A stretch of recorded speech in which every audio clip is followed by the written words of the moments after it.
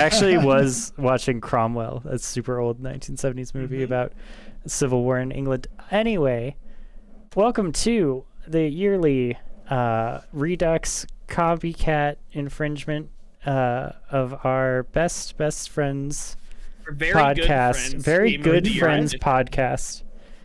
We don't have a cool intro song, and I'm met with my wonderful, and I will say beautiful assistant brother, Dixon. And we also have Zeus Fur, known as Will, and Jacob, our other great friend and industry leader for video games and all things entertainment the purposes. Closest thing to an expert we have. That's right. Dixon is our resident professional D&D runner, and this is Clever Diversion, and I'll be going as Mason for this podcast. And so we have an exciting list. Take it away, Zeus. Well, I kind of resent that you didn't tell me that we were going live. So I made it halfway through that introduction. So to my YouTube followers, make sure to go like and subscribe Clever Diversion to get the whole story. It's all one word. It's all one word, baby. That's how we do it. Industry we call it promotion, and it's a profit leader. It's very good. Yeah. Well, we've got an exciting bracket. We've each put in a couple games to bring as our picks for this year's Game of the Year. The games that we think have real potential and the games that we care a lot about. I think it's funny that Dixon has put forth Baldur's Gate 3 because his screen name is Baldur. That's right. I think that's the primary. There's definitely Let's go around and say what we all brought. Starting with Jacob. Oh, yes. So I brought Monster Hunter World Iceborne, which, yes, I know to you console schlubs. It came out in 2019, but I got to wait for the good version on PC. Still good, baby. Which came out in January, so that's 2020. And then universally acclaimed, clearly obvious choice, Hades. Yeah. As my number as your ringer. All right, Zeus, you're next. Yeah, so I brought Half-Life Alyx for reasons I'll go into later. I'm sure when it loses, I'll get to talk about it. And Call of Duty Warzone, which is a little indie game that I picked up. I think it deserves an honorable mention. Let's go. Mason, hit it. All right. Million Mine is very simply Mount and Blade 2 Bannerlord. Highly anticipated game in my personal life. And also a little fun dino game called The Isle. The Isle. Dixon, that's on you. I like that we have the format of we bring what we're really passionate about and then our dead ringer that's all up the bracket. So I've picked ironically 2 early access games. So I brought GTFO, nice. Which is a little game I don't think anyone else has really taken a crack at. And then Baldur's Gate 3, nice. Though very good, is still early access. Yeah. Both of mine are in early access also. Oh, wow. It's almost like all right, so light of the industry. I'll round out the society picks that we have is under We Live in a Society. This includes The Last of Us Part 2, a quite controversial game, swept at the Game Awards that we watched a few weeks ago. Slay the Spire, which is on here because we just played it a fuck ton this year because of, epidemic reasons. And iOS release. And iOS release. For the platform that I was waiting for it on. So. And then the one everyone is here for, Cyberpunk 2077, the unfinished game. Was rated the worst place to live in America. And my game was rated the worst game in America. And, all right, so then we have a cute multiplayer game that could be in the contention for social game of the year, Fall Guys, if something a little differently had happened. But it's same intro for the other one, Animal Crossing, also severely hampered by terrible online. Could have been social game of the year, taking advantage of this unique controversy. We'll be discussing it because it is going up against Fall Guys in one of our first brackets. And then we got Star Wars Squadrons. Noita, which actually is a little-known indie developer game that's really, really good that you should go check out on Steam. And Heroes of the Storm, the little MOBA that could, and Among Made by Us. tiny indie developer Blizzard. Yeah, the hidden role game Hey, that it's getting everyone tinier, knows I'll and say love. All right, so those are the ones that are for the sake of conversation in society. However, we also have some honorable mentions. So I'm going to kick off the honorable mentions section of the podcast with my, actually like really good game that I have quite a few heart feelings about. Battlefleet Gothic Armada 2. So I played Battlefleet Gothic Armada 2 for about two months all the way through as part of my campaign to actually finish games in the library, the ever accumulating Steam library that I have, and I've been getting more into the Warhammer universe, and it's quite good. I want to touch on that a bit because I think it does color your how you viewed games this year, because I saw this admirable effort when you saw that you were kind of partially finishing games and then going back to multiplayer and always feeling like you didn't really follow through on the games that you wanted to talk about. I saw you put in this incredible effort to only play a game and put this massive amount of effort into it until you finished it. And Battlefield Gothic Armada 2 was when I would go on Discord, I'd see you playing this game, and I'd be like, oh yeah. All right. Yeah. And it showed me that you were very serious about this commitment. Yeah, I mean, there's an idea that happens in the knitting community where you purchase so much yarn that you can never possibly knit all of it in your lifetime if you did nothing but knit from here until the end of your days. And I'm terrified that I'm approaching that state with both my library in real life with books and also with video games, where I think so many of are far past that point. Like, yes, I don't know. I'm looking at my library. Nonetheless, like I've got Jacob's library up here too, and I'm gonna press X to doubt that he has played most of these or will play most of these. Yeah, and that calls into question like a bigger issue with just like what are we buying these games for on Steam anymore, right? When they go on sale for like 30% off or 50% off.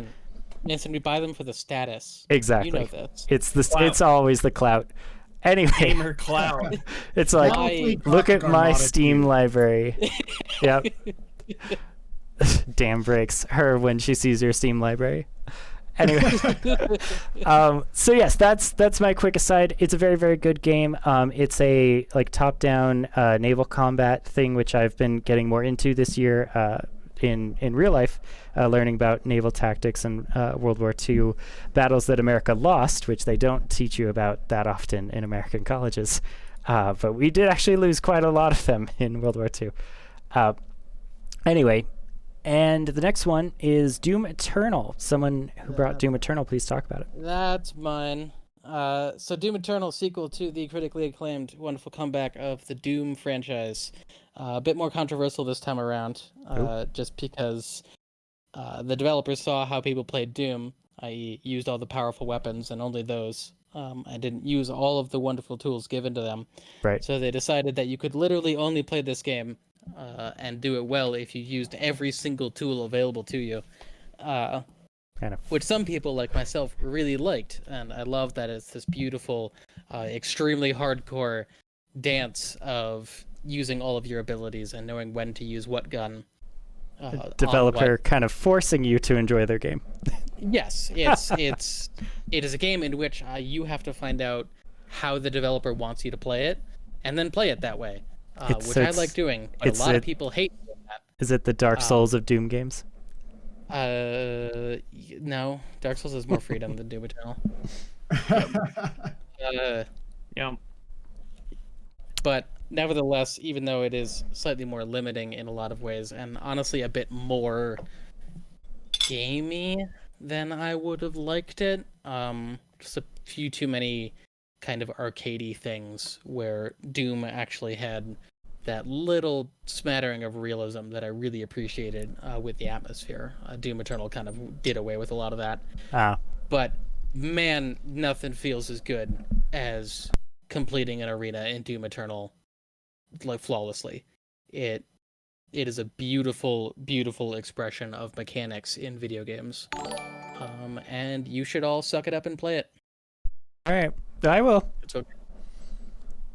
I'll play when I finish Doom first one. It's definitely a game I bought and downloaded and have yet to open. See, I want us to keep a running tally of games that we purchased on this list but haven't played. Yeah. No, Right, literally. So I'm at 1.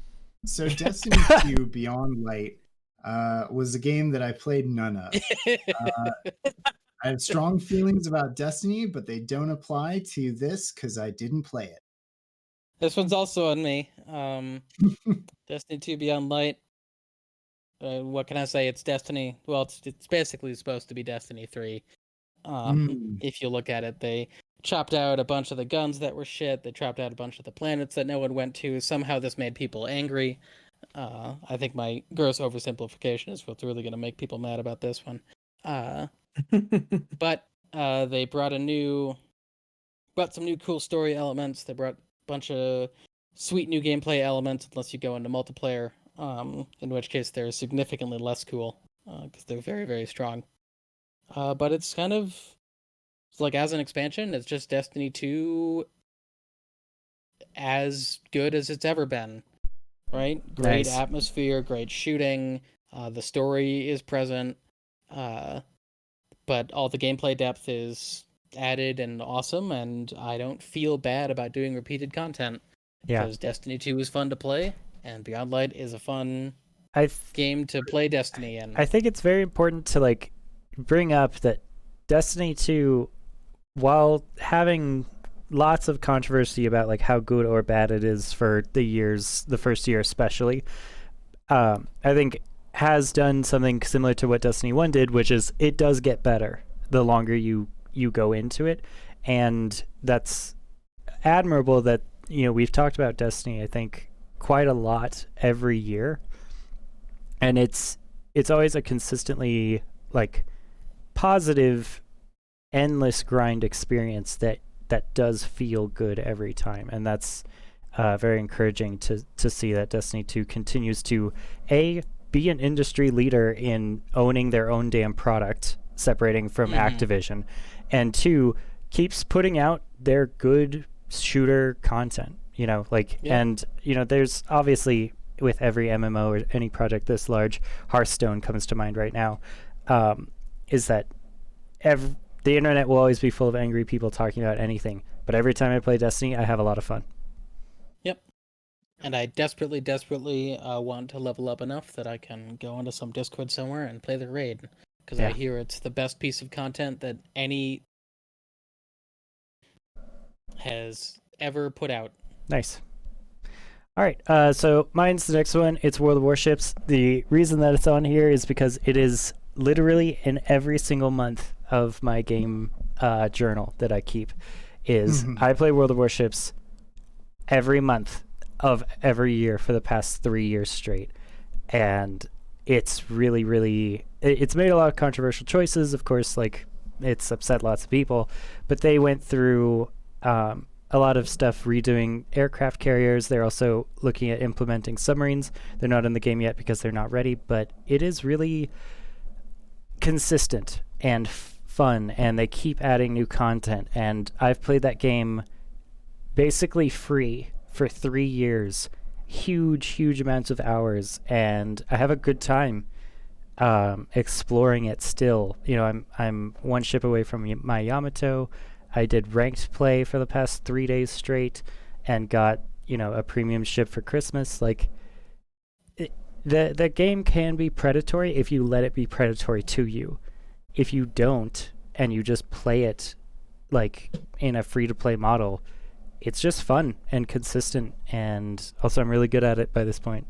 And I have a beta tester flag that I always throw on people when I torpedo them from 5 kilometers away, and it's great. All right. Next one is Totally Spies, Spied Kids 2. Yes. So my other one is actually someone else go first. Someone with Ori Will-O-Wisp. I'll take after that. That's me. Yeah. Dixon can take Ghost of Tsushima. Tsushima. Yes, Shoshami. I Sashimi. took Ghost of Tsushima. It is a game that is a lot of split decisions on it. It was expected to be a strong contender for Game of the Year, almost like a shoe-in. And then it released, and some people loved it, and it was exactly what they wanted. Other people hated it and thought it was bland and boring. I think the highest praise that it could get is its response by like the Japanese culture, being that it was a good representation of like the Japanese historical story, Nice. and that they were proud that it existed and told that part of their history in obviously a fantastical kind of blended way Sure. to make a good video game. But when you're making a game about a culture you don't belong to, Yeah. and it is praised by that culture, I think you've got something good. Nice. And that game is extremely fun for me. It's my play style. I really like it. And literally, you make anything kind of Japanesey, and I am into it. Like, I like feudal Japan as a setting for anything. Absolutely. I think we could all be weebs here. You can let your weeb flag fly. I let's just say I have yet to find something that hasn't been enhanced by feudal Japanese kind of angles. And I will let the audience know I've been wearing my Leaf headband from Naruto Leaf Village the entire time. So that's going to be ongoing. I think that I'm watching Hale Noxid stream right now, and he's the only one who is not wearing his Leaf headband. Yeah, that's true. It has a line through it. Because a true ninja wouldn't even tell you that he's part of a clan. That's true. Like a true Naruto would is very sneaky. But it hits everything that you want. It has a game mode that lets you play like old classical samurai films with the black and white and like film grain flicker and like Kurosawa films. It has a mode where you do the, death by 1,000 cuts before, hit your sword and the man falls. It's got every trope in it, and it makes it so good. Can I name the thing that I hate most about Ghost of Tsushima? But just get real critical. Dunked on mine. Yeah. The feature that I hate the most about Ghost of Tsushima is that I can't play it. Yeah. I agree. Yeah, it's a damnable feature for sure. Yep.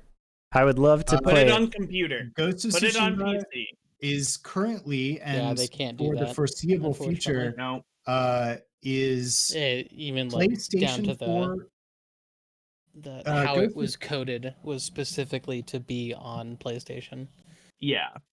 So. Yeah, it's designing yourself into a corner. Yeah, I'd like to take a quick aside. So Jacob, Will, and I only have PCs except for the Switch. So this house is a Switch and PC only console. Dixon, what's your setup over there? Like a true gamer, I have everything. Oh, there is no realm of video game I cannot walk. Really? Nice. Yeah, I mean, I live with myself, and similarly to you, I have 4 roommates, and between all of us, we have assembled all of the stones. The stones of power. Make the gauntlet of video games, and now there is no world I cannot conquer. Though I don't conquer Xbox ever. Well, you have a PC, you don't need to. Xbox is conquerable, in concept. Yeah. In concept I could, but yeah, as Jacob has said, why Xbox when you have PC? Well, to bring it to PC only, I have the honorable mention of Heroes of the Storm, which is a MOBA brought by Blizzard back when it was good. The there is a revival of League of Legends recently, and I tried League of Legends, and all it made me feel was the limitations of the design of that game. There are so many things in League of Legends that do not make sense intuitively and detract from the gameplay of it. And Heroes of the Storm has done an absolutely magnificent job at making the backwards decisions made by League of Legends. It's fixed them in a way that makes it fun to play. Nice. And that's why I love Heroes of the Storm. I take breaks from it every now and then, but I always come back to it when I get this urge to play a character that I really find fun. Heroes of the Storm does more things right than most games, than most games attempt to do. And that's why I put it on this list. Yeah, and it's also very ambitious and fun in its design of characters. Like, I've never seen a company take on a genre in that ambitious of a way where it's just like, everyone's fun to play. Like, and if they're not, wait a year and they'll rework them. Yeah, That's I mean, It more does a often, great job of making supports feel good. Unlike, yeah, I mean, League of Legends just spends year after year nerfing them into the ground and making them useless. Being scared of garbage supports. stat sticks.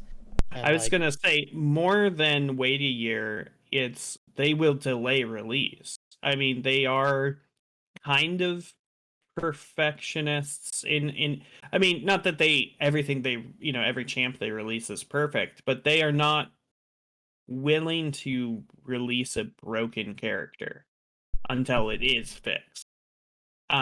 Which is refreshing in an industry that rushes things out, as I'm sure we will get to in this conversation. Gee, I wonder why. Oh, pretty quick too. Yeah, it's nice to see a company, or well, I guess in this team, a developing team. Yeah, a team within a company. But I mean, I'm playing WoW right now, and they're nailing that one too. I mean, I don't like the Blizz, but at least they're seemingly learning after their hand got bit. Yeah, I mean, it is hard. Like, I don't know. This is a different conversation about big companies being many people and like having no soul or having a conflicted soul where like good people work at them. But a lot of shitty decisions keep getting made. I think that Destiny at some point could have entered in that conversation earlier, but it's I a guess to faction summarize of life. In that conversation, Heroes of the Storm does not do that. Yeah. They do good job, good work, and it's nice. Yeah, and it is, and the result is fun. It's a fun game. The criticism that I do have for this honorable mention that I did bring is that it is hurt by the company that it is at. The company that it is at has largely abandoned it, and that means abandonment in some development. They still come out with patches on a regular basis. They still come out with heroes on a regular basis, but it's not as active as it used to be. And I think that can also be seen as a strength by I still play it. And these days, I've been playing it every day. And honestly, to wrap it all up, I can't wait to play more matches today. Yeah, and the social aspect. Like there's levels to these online social games. I think something we kind of miss is like, I have on my Discord right now a bunch of the Discords for Destiny, right? Like, you can meet new teams of people and like open and unlock like different social environments through games that are team-based as their beginning. And like Heroes of the Storm can be lauded for its ability to attract a good community. Yeah. Instead of League of Legends, which is toxic. Yeah, exactly. I think that wraps it up for Here's the Storm. Plus, I want to get up to The other honorable mention that I think I'm qualified to talk about, which is Slay the Spire, which was not released this year as Heroes of the Storm. That's why I put both of these in honorable mentions. But we played them a lot this year. We did. And Slay the Spire came out for iOS this year. And the reason that I consider it its true release is because from the start, I knew that the only place I would actually want to play Slay the Spire on is my iPad. I think it is the goal for card games like this to be played on the tablet, because I think it is genuinely the best platform for them to exist on. Yeah. And can we talk about how well Roguelite plays with card games and deck builders? I wholeheartedly agree. Because Monster Train could be on here in a different group.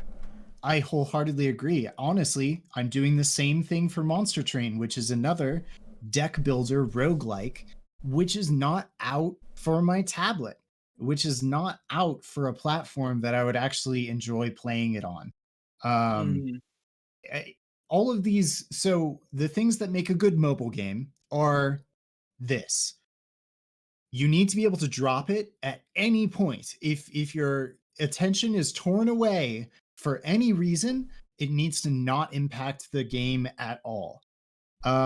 Slay the Spire does this wonderfully. At any time, if you look away from the screen, the game isn't going to go on without you. It needs to not require a huge amount of effort to go back into a run that you have going. The Slay the Spire runs are short enough that not only do you remember where you are, but you also don't feel too much attachment to the run to never continue the run. There, Cultist Simulator, for instance, is a iPad, is another card roguelike. But I did, if you look back in my channel, take a look at my previous video. Yep.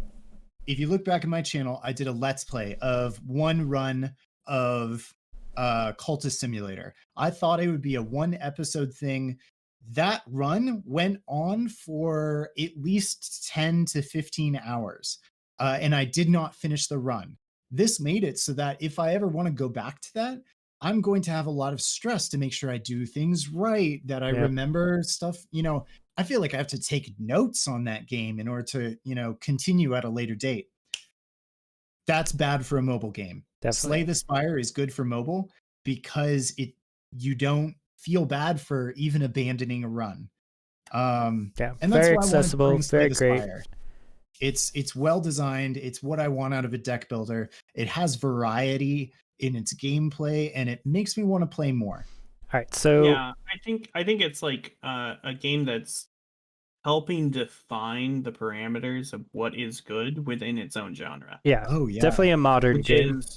Which is like it needs to be recognized when a game is defining its genre with its development. Yeah, and a very simple format. I think a lot of indie developers are going to really enjoy getting into the space that has been created by Slay the Spire's success. That's true. We saw several this year, including Monster Train, like you mentioned, but also a couple others that I'm struggling on the name of. But yeah. Yeah, I mean, who knows? We could even make one if we want to. Looking at you, Jacob. You know cards. I will never willingly make another card game. Okay. All right. So to move on, we're at 29 minutes. This is our honorable mention. So let's get. Yeah. This is the first third.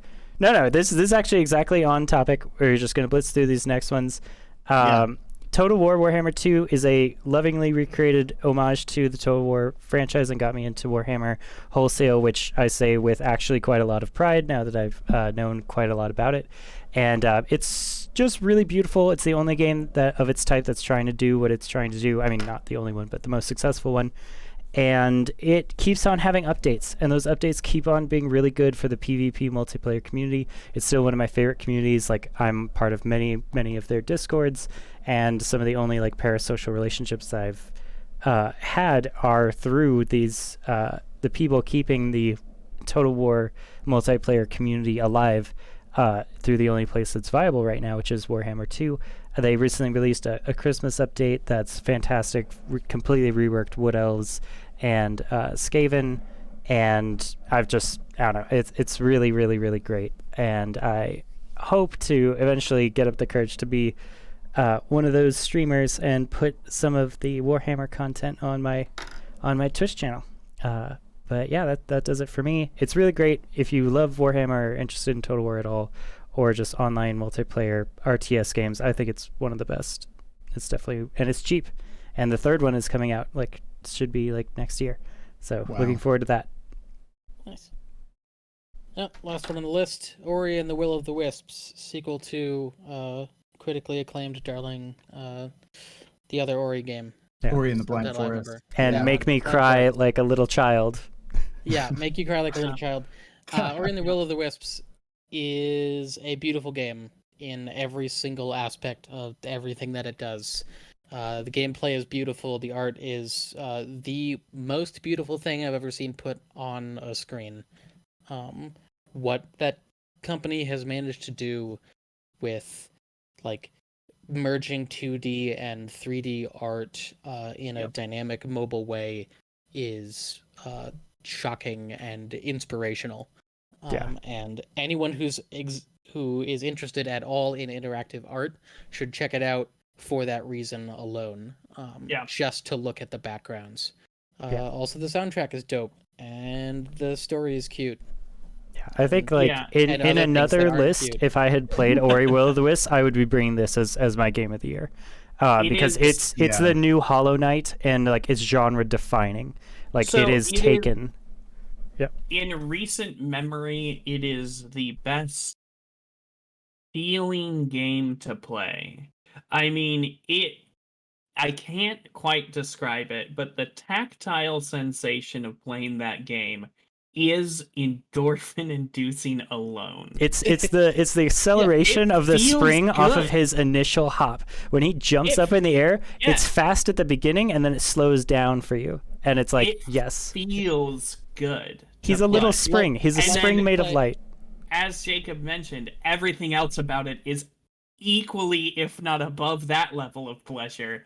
But I am struggling to find a game that actually just tactile, the feedback from when I move my wrist or my thumb to a thing and press a button, the immediate release of endorphins of oh yeah, you did a good thing there, Dixon. Yeah. You're killing this game. Every time I jump in that game, I smile. That's what it is. Yeah, it's hitting you the get new a little spear bit attack in Will of the Wisp.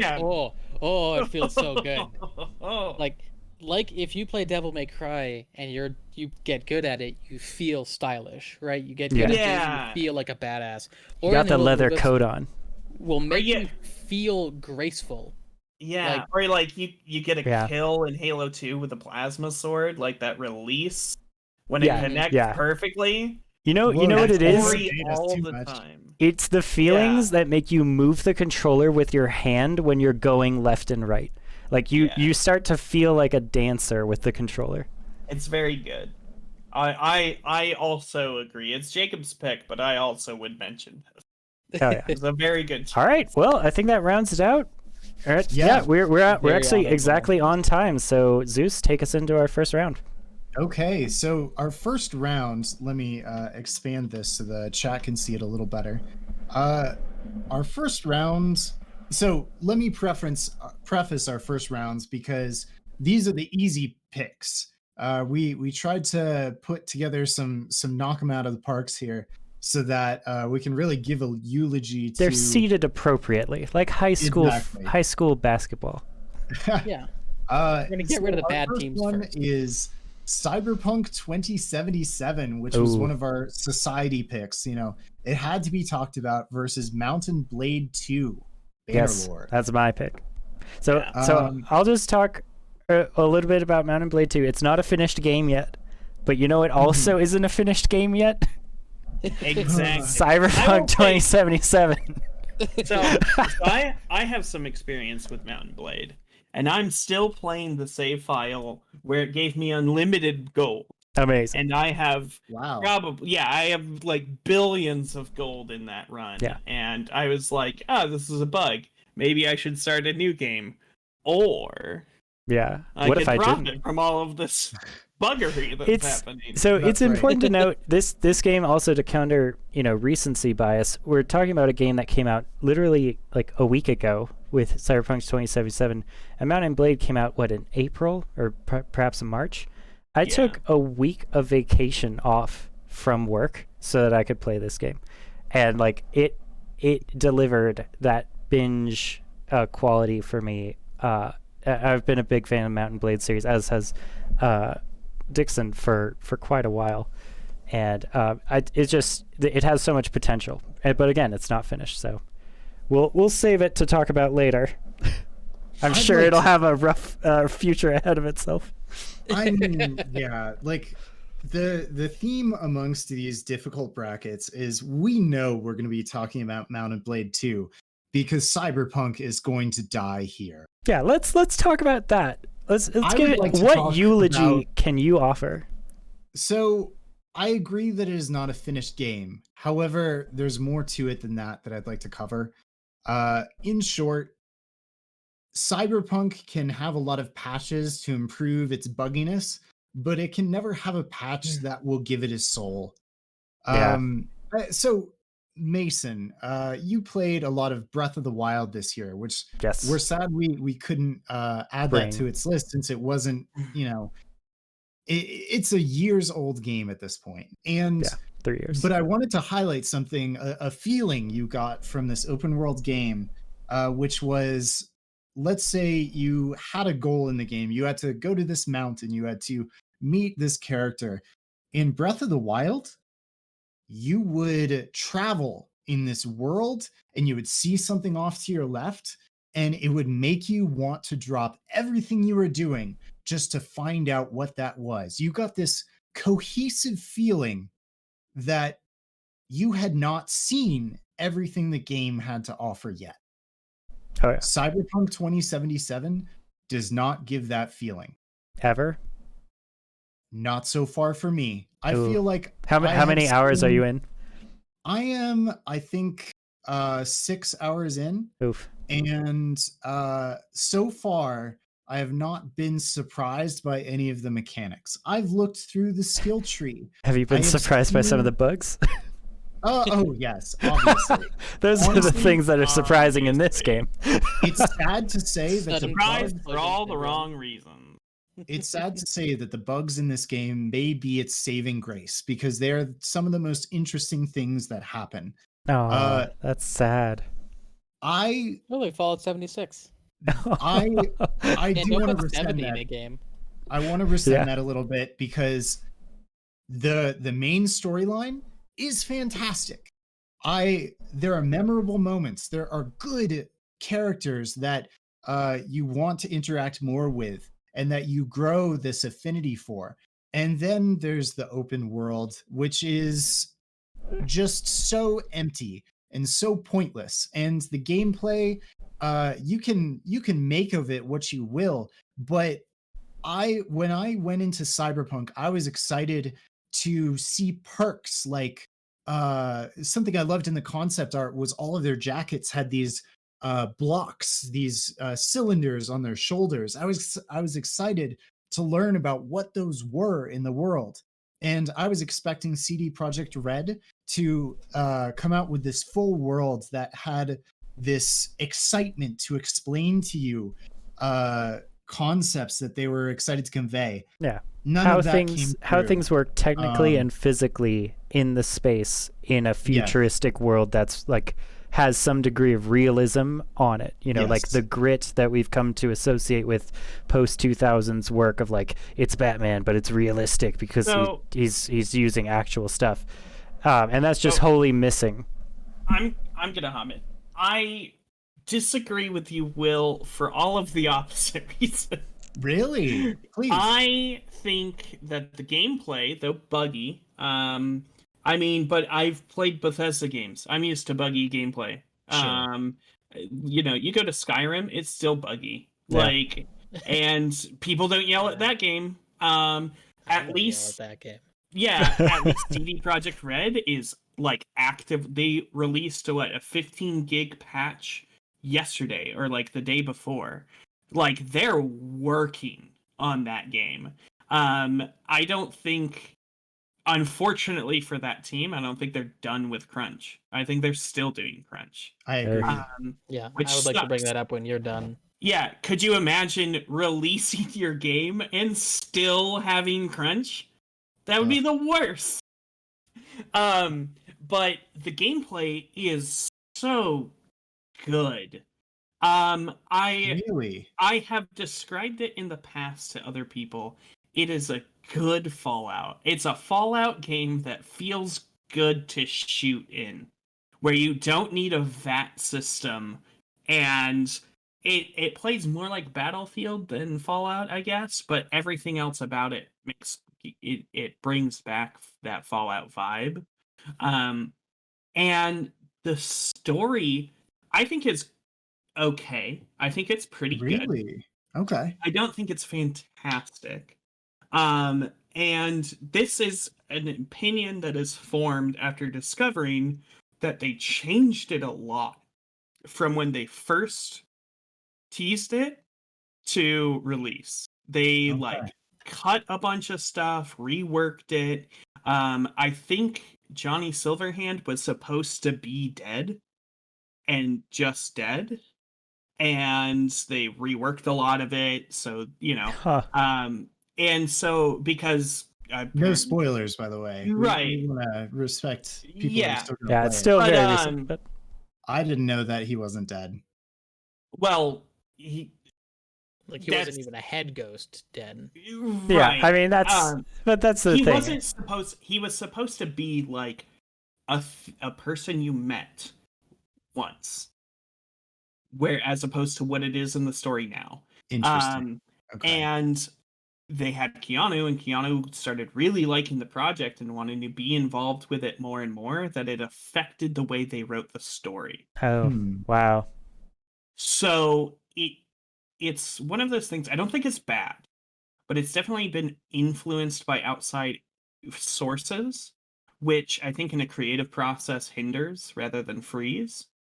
Definitely. And so it is a very directed script, I guess, is the way I would describe it. All right. I We do do have to sometimes make me feel start bad. wrapping it up a little bit. I want to give a quick retort because Sure. there about your comment of the gameplay being good. Yes. I want to address that. I think the shooting, it's fine.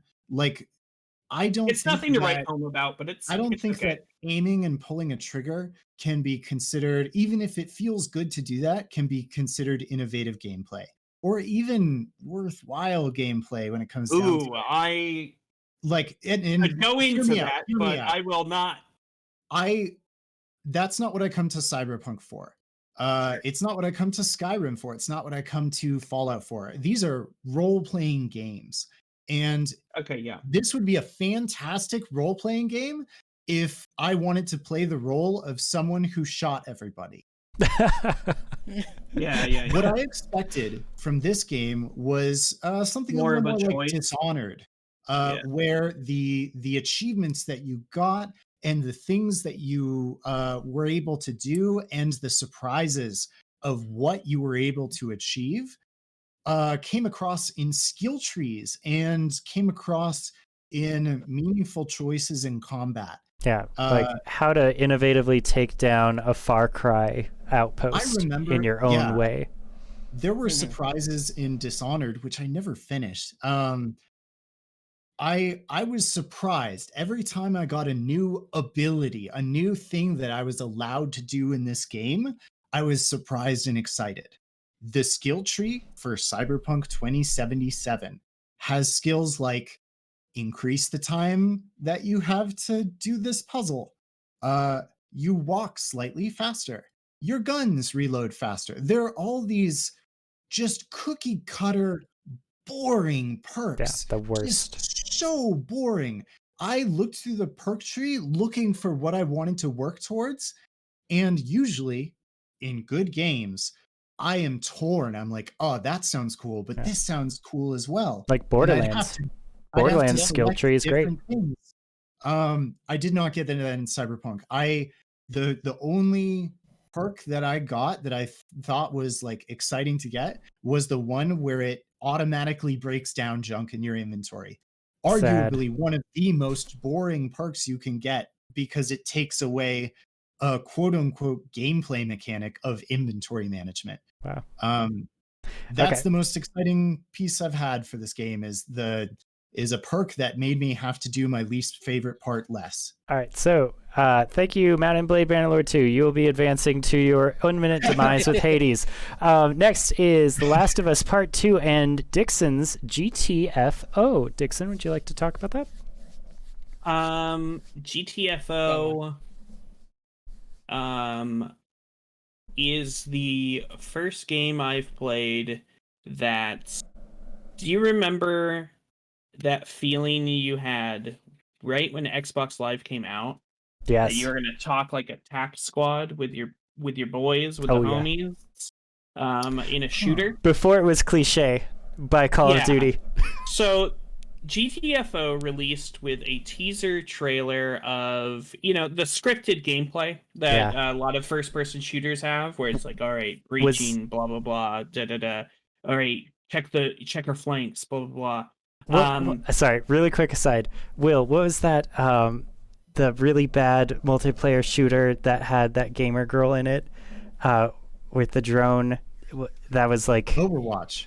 No. It was No. You're in America and it's like broken down. The Division. The Division. Sorry, yes, the Division. So it's the Division. That trailer, that's gameplay.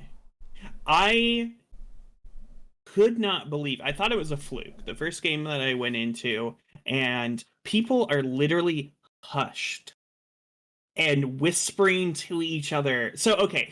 First, there's... Oh, man, I love this game so much. I need to go to it.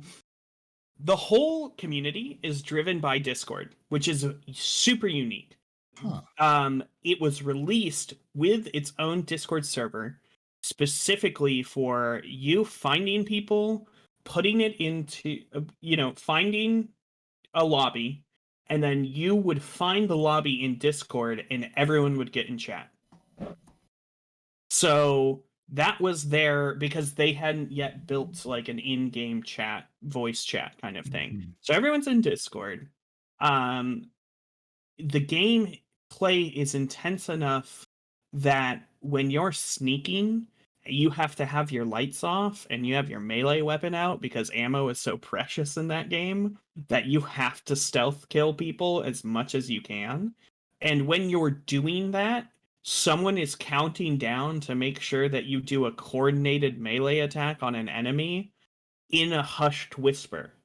Wow. Because that's the vibe of the game.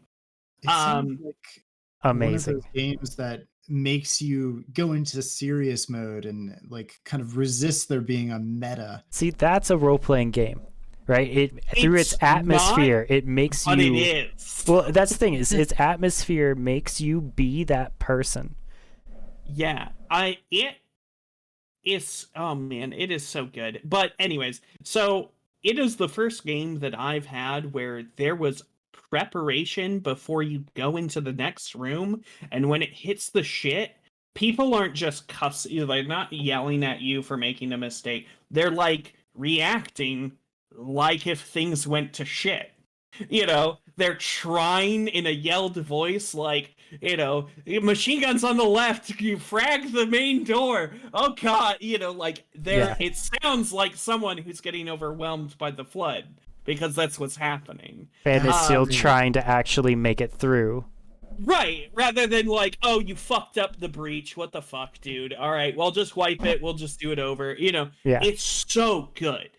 And it's the first game that it's the first game that I've played, I think, that genuinely the lore of who your characters are and how they should be behaving is what you do. Like, you become that trooper. Well, you're not troopers, you're prisoners. Yeah. It's also, the lore behind it is so good. You're on an alien planet, you're death row inmates, and you can get lesser sentencing by going down into the lower levels of this prison facility and taking care of this like plague infection weird thing that's happening. Jeez. So And, you're like, already dead. Yeah, you're dead man walking. And Great. then you're sent on like basically Suicide Squad missions with the possibility of like, I don't know, maybe it's life in prison rather than the death penalty. You know, and then you can work your way Nice. to lesser and lesser. So it's like, it's really good. All right. I have every faith that we'll talk about it later. Who wants to take on The Last of Us and champion that? Well, I can talk about it a little bit, but first I have to ask, did anyone actually play it? I did not. I No. do not have the yeah. I have not played it. So, we won't talk about it too much, but we feel it does need to be here because it swept the Game Awards and is a hugely popular title that everyone and their mother was talking about. Yeah. So we know enough about It it. is very pretty. I watched several videos about it. It's very pretty. The storytelling is definitely at an expert level. Whether or not people agree with the choices it made is an entirely different question that I'm not qualified to answer. I'm so tired of that like disagreement with the choices that the writers made. It's Being called bad writing. Ugh. right. Yeah, it's the thing of like, well, I didn't like how Stephen King wrote that chapter. Well, you're not the fucking author. You know, Okay, it's a book. you didn't like the media. Good for you. I did. Right. It's like being upset with how the Matrix ended. It's like that's the story, you know? Is it justified with the previous actions of the story? If so, then it's fine. Stop And complaining. you can dislike something, but I think video games in particular take it to like this whole new world or like this level where they expect it to be curtailed to them. Mhm. Whereas like if you don't like a film, you don't like a film. You know, I didn't really like that. Oh yeah, know? and part of that is because you are the player. Like you are given the illusion of making some of these choices, if it's a not all weird of these choices. immersion. And it is a psychology. story-based, like third-person action game where they at least tease some of the smaller beats of the story as like you do get to make some decisions. Yeah. Yeah. Well, in Last of Us specifically, it's a story game where you're playing a character, not yourself. Yeah. Right? Is you are pressing the buttons to make Ellie do Ellie things, not pressing the buttons to decide what Ellie does. So the criticism I heard of it is, and one of the controversial things, is there's a period of the game where you don't play as you. Yep. You play from the perspective of another character. Which is, And it's like half the game. I mean, so look at Game of Thrones, the books. That the way he structures his chapters was like considered revolutionary at the time. You know, even though it wasn't technically the first time it's happened, but to structure chapters based off of character perspective to tell a greater story, was like a different thought, right? It's a different idea. And I think it was something that they tried, but I think like touching on what Mason was saying and what you were saying, Jacob, is like I don't think they really understood the impact of how much people are going to attach to a character, that if you all of a sudden rip yourself out of that perspective, it's very jarring and not a good feeling. Yeah. And there's something to be said about, playing the role of someone who used to be the villain, right? Yeah. Like, Right. Yeah. It's like you were playing the person who was the bad guy for your entire previous half the game. Right. And now you're them. And I now you're think- them. And that is a difficult line to both write and to experience. Right. Some But people aren't ready for it. credit where credit is due, they are pushing how video games can tell stories. That's very important. It is a They- massive leap forward for gaming narrative. Right, whether good or bad, it is an exploration of idea that has yet to have been done previous to that game. And Anyway, that's the end of our cast. The last Has one. No. Wow. Yeah, that's what I would say. Credit where credit is due for that part. But yeah. I think due to the fact that none of us have actually played Last of Us Yeah. Part 2, we've only experienced it, we're going to give the win to the also entirely deserving GTFO. GTFO, yeah. And I think agree. we They're can doing have more such productive good conversations. this game. Now, this next match, I'm actually very excited for, partially because it's like the triumph of the casual games. Animal Crossing New Horizon and Fall Guys. Will, would you like to talk about Animal Crossing?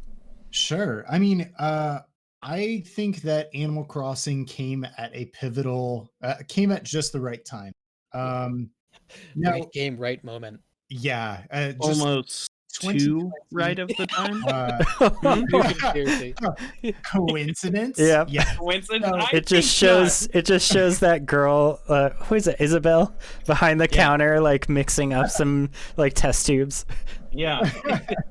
So, I know that in 40 years, I'll be old and I'll want to listen to this again. And I want to say to myself, 2020 was pretty bad.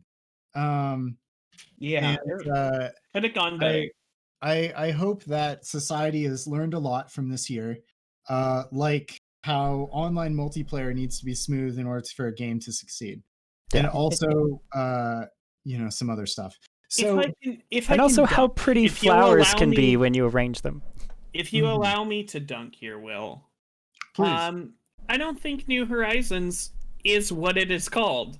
It is not a New Horizon. It's kind of Animal Crossing still. I played it on GameCube. I'm playing it now. yeah, It's kind of the same game. And yeah, like you were saying, like the online, the thing that I thought, like, oh man, Switch is gonna knock this out of the park.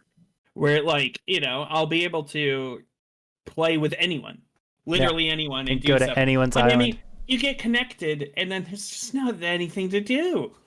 yeah, and What am I- A why mini do I game. You could care about have this? any mini games or like any like a fishing tournament of some variety.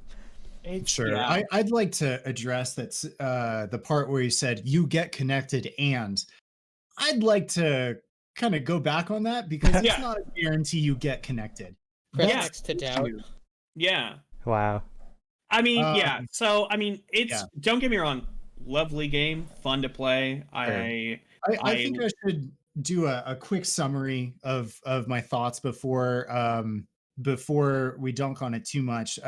Animal Crossing is a game that for the people who play it gives something very rewarding. When I love organizing my environment. I love living in a nice place, and the efforts that I put in real life of making my living space wonderful for me to be in. Often I don't get to share that. There are very few people who I'm able to say, look at what I've done. I'm proud of it when it comes to interior design.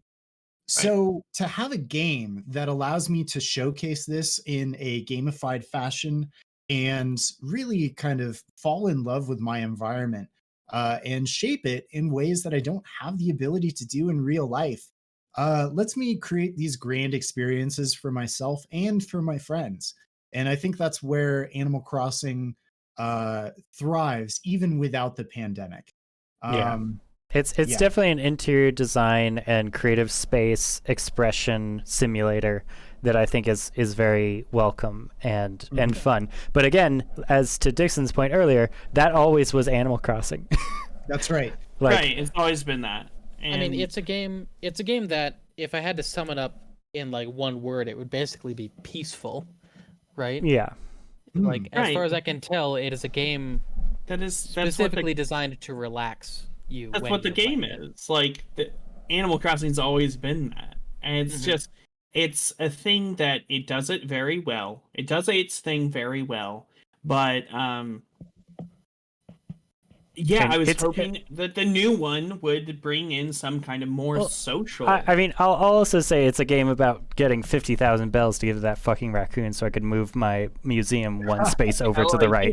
You know what I mean? glorified Like, indentured it's. servitude, but, I'm you know, just whatever. saying. Like, I mean, even that aside, like the amount of ways that are both admirable and also kind of annoying that game finds to like sync your resources. Like, you know, the idea of a resource sync in MMOs, you know, is something that I'm sure we could talk about with like Destiny and, you know, all that stuff. But like Animal Crossing's is like, do you want this thing to be like literally just one square over to the right, like so that you can fit in a statue or a dinosaur like fossil, like, and that can take 2 days, like, you know, or like waiting for the stock market to go through for another week. I think the thing that separates it from, I don't know, SketchUp or like or just drawing, is that these things take effort, these things take money, these things take time, and that that price that you pay for the works of art that you create is what makes it worth it to show off and to you know, spend time in this art that you create. Nice. Mhm. Okay, Yeah. so I'll take Fall Guys real quick, just because we do have to start moving. Good point. Yeah. So Fall Guys is a really fun multiplayer game that was also hampered by online multiplayer issues at its release. So this is the duel of online not working. In an age when we really could have used some fucking online 2020. Yeah. And then it was sorely missed in your video game about connecting with people and having fun. Anyway, Fall Guys, for what it is, if you can get a match with your friends and not get dropped as in the first like week, which I'm sure they fixed in a variety of ways, although the names still aren't back. Like I logged on to this game like a few weeks ago. They still have like Fall Guy 1001 whatever. Like Really? they don't have my name to do it. And like the amount of other customizations, you know, is fantastic for having you earn little outfits and like go through these things, and it's a very fun experience, and it can be, you know, delightfully punishing at times, and the illusion of essentially playing Mario Party with your friends without the annoying like murder-inducing the murder-inducing stealing 3 stars from me from across the map on the board game part. Yeah. Dixon. Yeah, I still remember that shit. How dare you. I still remember that shit. Don't think I forgot. Anyway, Unforgivable. but yeah, that is a very attractive and appealing thing. I think they pulled it off really well for what it was, but it's just the backroom mechanics, you know, the utility of getting the servers to hold the true, like, I would say, you know, streamer revolution that it was when it first came out. Like that first week was crazy. It's so, I mean, and everyone had it. Everyone, to it's summarize cheap as chips game. Yeah, I mean, to summarize it to that video that we listened to earlier today, the first line: the more I learn about video games, the more I just can't imagine how they are made. Is like Fall Guys is one of those, you nailed it. You have a good product. You have the game works. It's not. I mean, it's at got the right some time. glitchy, buggy stuff. It's the home right run, time. the miracle. And then you still kind of have a fumble because, like you said, like servers.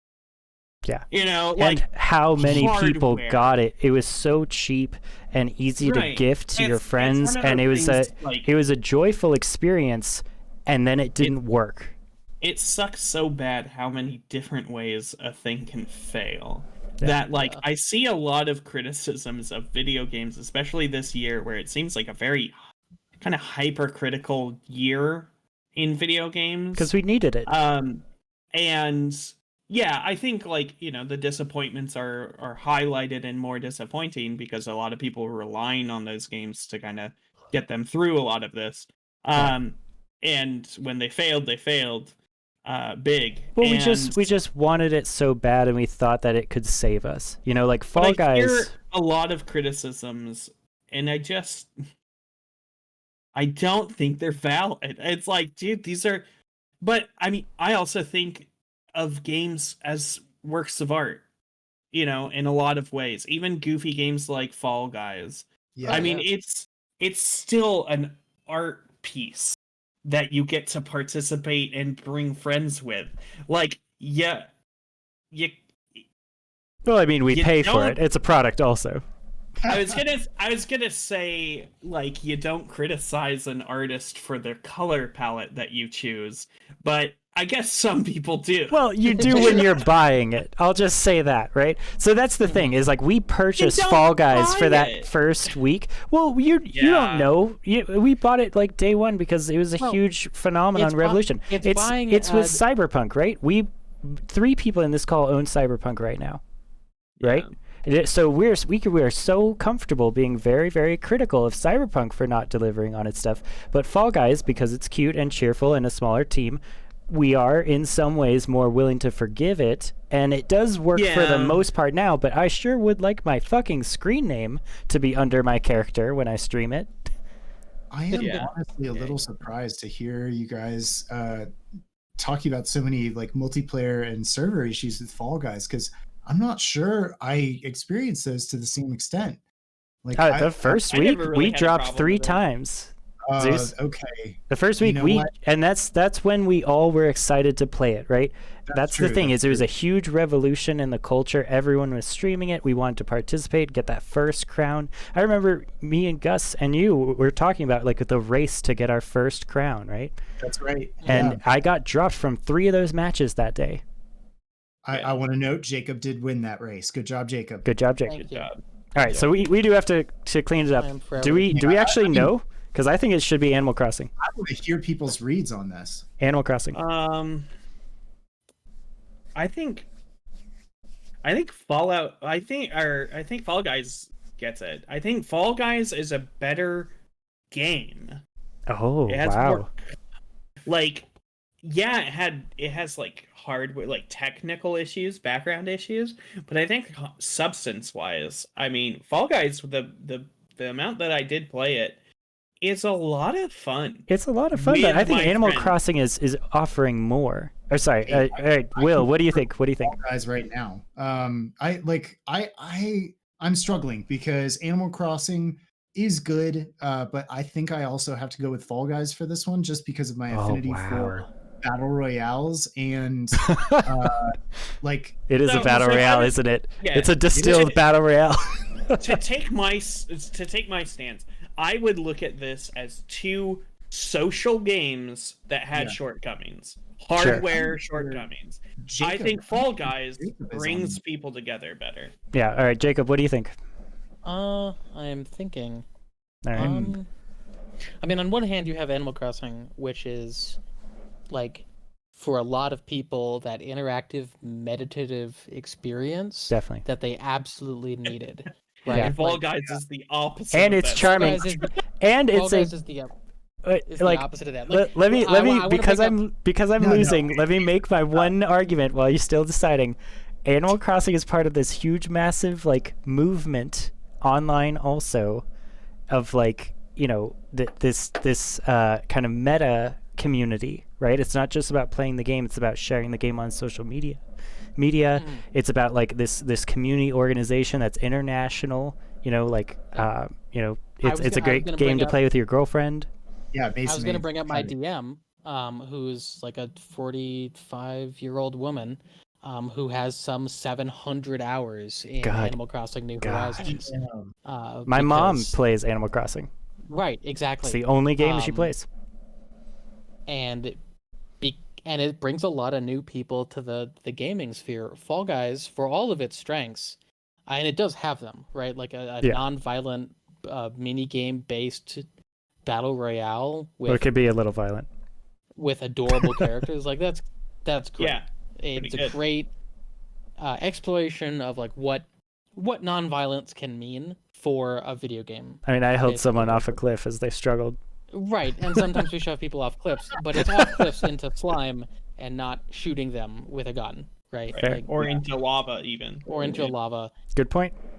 But the enduring cultural impact of specifically Animal Crossing New Horizons, I think I have to give it to Animal Crossing. All right, Honestly. so we're tied. We're at a hung jury. I mean, you've got me kind of swaying because like I agree. The other part about Animal Crossing that I failed to mention before is its depth. There are so many items, and in those items, there's an astounding amount of attention to detail. It seems to have a very attentive stance towards its player base and its subject material. And also, Zeus, just to twist your arm and push the nail a little deeper here, how many hours do you reckon you have on Animal Crossing? You're right. I've played more Animal Crossing than I have of Fall Guys. Because I can bring up your Steam profile right now, and we'll see how long you've played, actually genuinely played Fall Guys. Yeah. My counter is like, content is not substance. It's a lot of fluff.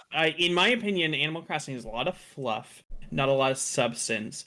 Fall Guys is like no content, but a lot of substance. I can play that forever. And I would also counter with, right now, today, if you launch both of those games, which one's going to play better for you? Yeah, and which one could we play together? That's a good point. But also, to counter that point, I've literally seen their issues. Will, in the year 2020 of our Lord, come and run upstairs to show people stuff that he recently got in Animal Crossing for the new season, and or like actually make real life connections with, people that I know in our friend group over Animal Crossing and about Animal Crossing. I have a counter for that too. That is fine that he does cool stuff and shows you. Fall Guys is a thing that I would show everyone while I'm doing it. Right. Animal Crossing is not. You can't be like, here, let me grind for this 1 hour. Yeah, let me grind for my last summer fish. Yeah, my last diving fish has to be here. Don't worry, it'll take 45 minutes. Yeah. I could right now boot up. Okay, so this one is hard, right? This is our first round that we've actually had a very difficult time getting through. Yeah. I want to go back to Jacob. I want to hear your thoughts on this. Yeah, I mean, it's a depth of gameplay. I mean, it's Gang Beasts level depth of gameplay, right? Because you're fighting against the character more than you're fighting against other people. It's like, how do I make this fucking soft bean boy do what I want? Just jump, damn it. Jump, damn you squishy bastard. Grab the tail. And then New Horizons is very definitely, wide as an ocean, deep as a puddle. But there's a quality to quantity. And you can dive now in that puddle. I know. You can hit your head real good. But I will not discount, making thousands of individually and lovingly detailed art assets for your decoration and collection game. Sure.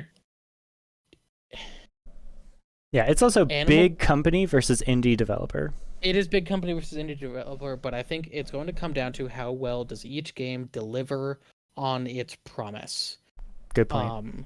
And I think Animal Crossing actually delivers more on what it's trying to be than Fall Guys delivers on Fall Guys. Consider me swayed. I agree. Animal Crossing has not only had a cultural impact, but just an impact on me. So all right. So Animal Crossing continues on to the new thing. Next up is Noita and Half-Life Alyx. Let's give Will's voice a break. I might take Noita, actually.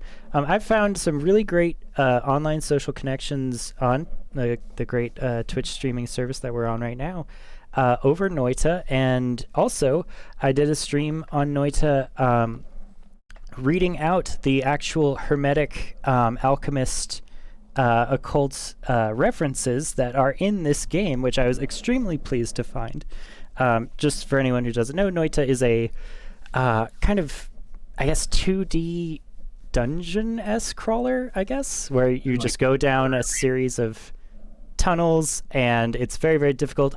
All of the particles are made of things that react to environmental things like fire, the water. It's a voxel-based game, for those of you who know what that means. I do not, but thank you. Basically, it's every single pixel is a real interactable object that exists in the world. And it's all like deeply terraformable, and you can go off in every direction, and there's hidden arcane secrets, and all of these are strewn with various arcana and ancient occult references, which I was extremely pleased to find because that's literally one of the things I study in history, is the Emerald Tablet from Isaac Newton and various Hermetic and occult belief stuff.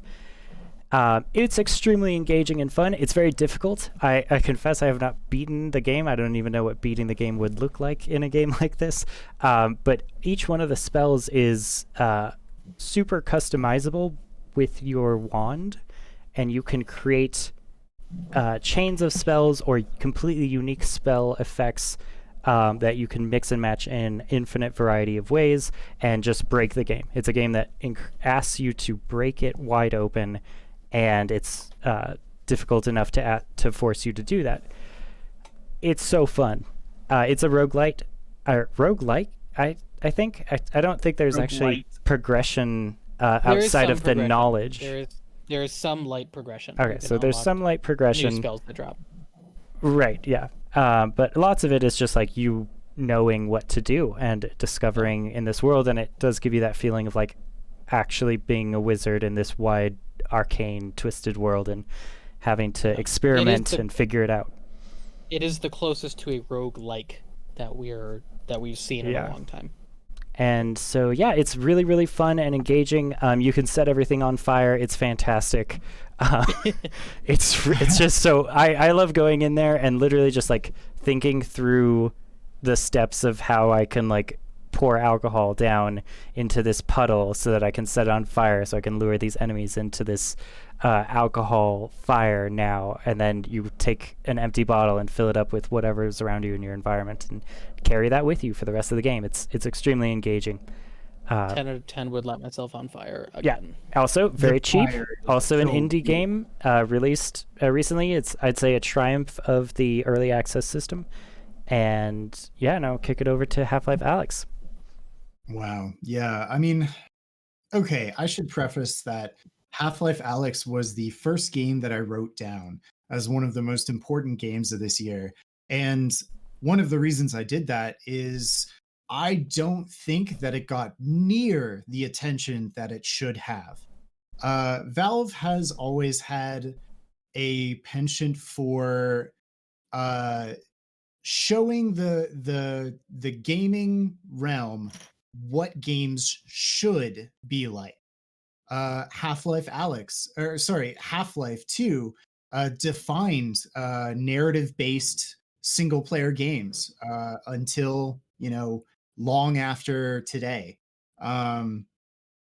The care that they put into mechanics is almost I'd say the care that they put into mechanics is more important than the care that they put into the writing. So the fact that the writing is amazing, it speaks for itself. Half-Life Alyx was Valve's solution to show the VR industry how VR controls and games really should be. And they put in the work, they put in the attention to detail to actually make this a game that was easy to play in VR, that had controls that made sense, that generally was worth immersing yourself in. All right, so just real quick, let's get a canvas. We might be able to save ourselves a lot of time here. I'm gonna pick Half-Life Alyx. Really? Okay. Yeah. Because I thought sure you were going to go to Fernoida. I might have gone for Fernoida. Dixon? So I have not played either of these, but Half-Life Alyx is as Will was getting into, an industry definer. Absolutely. It is, I think, the thing that has made companies double down into VR, where they were kind of lofty, and like it's proof of concept. Yeah. I would call Half-Life Alyx the first truly good VR game. So I'm doing this so that we could talk about it later and save ourselves some time now. So if anyone wants to just so that we could talk a little bit about Noita and how good Noita is to say goodbye to Noita. I think the next one's gonna be a war. Yeah, the next one's going to be a war. Zone of war, if you will. All right, so Noita, you're really, really fun, and you're fantastic. And I do love playing you. I played you actually like 2 days ago. And there think are you some people doing belong on the amazing list. stuff with Noita as their template, as their like art piece, as like a canvas for them to do exploration. But Would love to it's see got to more go to Valkyrie Half-Life games. Alex. But yeah, All right, Yeah. so we need to start heading on a clip because we're zeroing in on our Good point. 1 hour and 20 minutes. And Wow. Will Yeah. had previously endeavored to reach 1 hour and 30 minutes as the upper limit of this. I think Conversation. we adjusted that to 3 hours. See? But I agree, and I think we should. All right, so Baldur's Gate 3 and Call of Duty Warzone. Warzone. Who wants to take it, Dixon? Do you want to take a Baldur's crack Gate at Call? 3. At Baldur's Gate. You're not going to sway me on this. It's 5th edition. It's 5th edition in a game, and 5th edition Dungeons and Dragons. Dungeons and Dragons 5e in a video game. Finally, what we've always wanted. Finally. Now, is this Finally. like Divinity 2, Dixon? Is this like this? It's made by the same people. The engine is very similar. The rules and of the world, the engine, have been changed to fit Dungeons and Dragons and their mechanics and rules. But Dixon, I hear, like many of the other games on this list, is that this game is not done yet. It is in early access, and it is one of the most responsive to their community. I mean, they had stats on which characters were romanced more, how many people killed the cat NPC. Wow. Random things that they are logging and tracking within their community of how the game is being played and what are good things. So you're saying that the For game not being done listeners- might be a good thing. for listeners, I've been playing Dungeons and Dragons 2nd edition to current throughout my life since I was like 7 years old. Yeah. I have Dungeons and Dragons dice tattooed on me. I'm a bit of a fan. One of the best games I've ever had. Good job, Dixon. I the game. That's let's say that. I will say to you, Baldur's Gate is so good. I learned things about 5th edition. Wow. Nice. I learned things about the rules. I found out I can actually, by 4th level, be a heavy plate wizard. Nice. Yeah. And I was like, that is my new real life goal to do in a campaign. All I'm right. just gonna be a full plate wizard. I didn't know that was achievable. Now I do because of Baldur's Gate 3. I'm also an extraordinarily huge fan. I mean, like, this is the most Dixon vote ever. I Yeah. am. My screen name since I was like 12 has been Baldur. Yeah. Based off of Baldur's Gate when I played the original one from a buddy who showed me the game. I mean, I love the series, and then they went to D&D. It's like, oh my gosh, it's so good. It's a dream come true. It's everything. It's everything I want. It's I mean, so I good. remember playing Baldur's Gate 2 with Dixon and thinking that it was literally the best JRPG, or not JRPG, but the best RPG, RPG that I've ever seen. The way that boxes explode in that game taught me new things about what to expect out of video games, and it was exceedingly fantastic, great combat, also decent writing, like really good writing. Oh yeah, the plot in this is. But see, mean, I like, was so sure that Dixon would go for this next game, which I'm That's going to so kick weird. over to Will or Jacob I'd potentially. like to talk about this next game, and I'd like to sum it up with one word: duos. Duos. Where we dropping? Where we drop? it. Hot drop. So, PUBG really started this battle royale sensation, and I've loved it ever since. Yeah. Survived that gulag. Survived that gulag. Now I'm back. Now I'm back. So I have this software that lets me record the last 2 minutes of gameplay of whatever I'm playing. So if something exciting or something that I'd like to remember happens, I can get it on video. When I look at the files that I have recorded, over half of them were in a game called PlayerUnknown's Battlegrounds. Yeah. And I absolutely love that game. However, that game was also bad. And so Yeah. when I say Warzone is the most polished version of PlayerUnknown's Battlegrounds yet, you know where my love of it lies. Yeah, It has the emergent moments. It has the quiet moments where you're worrying if someone is seeing you. It has the tense moments where you see another squad run across the field half a mile away. And it has the planning that your group does and trying to communicate what's happening in your point of view. It has those aspects. It has some downfalls too. But you know what? I'm willing to say that those are okay for now because it really has done something special. Yeah, I mean, this is the blood round. Like this round is extremely fraught for me because some of the best moments. Oh yeah, Jacob, take it away. Yeah, if I may be able to alternatively rise and then dunk on Warzone. Sure. Warzone is in fact deeply, deeply entertaining. It is a great social experience. You get all of the fun shooting of Call of Duty in the tense, stealth-focused, tactical environment of Battle Royale. However, that game is fucking broken. Yes. In a lot of ways. I have been unable to play it for 4 months now. Due to really? Inescapable, irremovable packet loss. Yeah. That just renders the entire game a completely useless mess to me. It's also very big. It is very large. I have seen multiple people, and including one well-known YouTuber who has an entire hard drive dedicated to Call of Duty Warzone. Yep. And he had to, in fact, upgrade that hard drive because it wasn't big enough to hold all of Call of Duty Warzone. Yep. It is shockingly big, and that is the fault of the developers. This is a solvable problem that they are not solving. And it is, in fact, their bad. It has...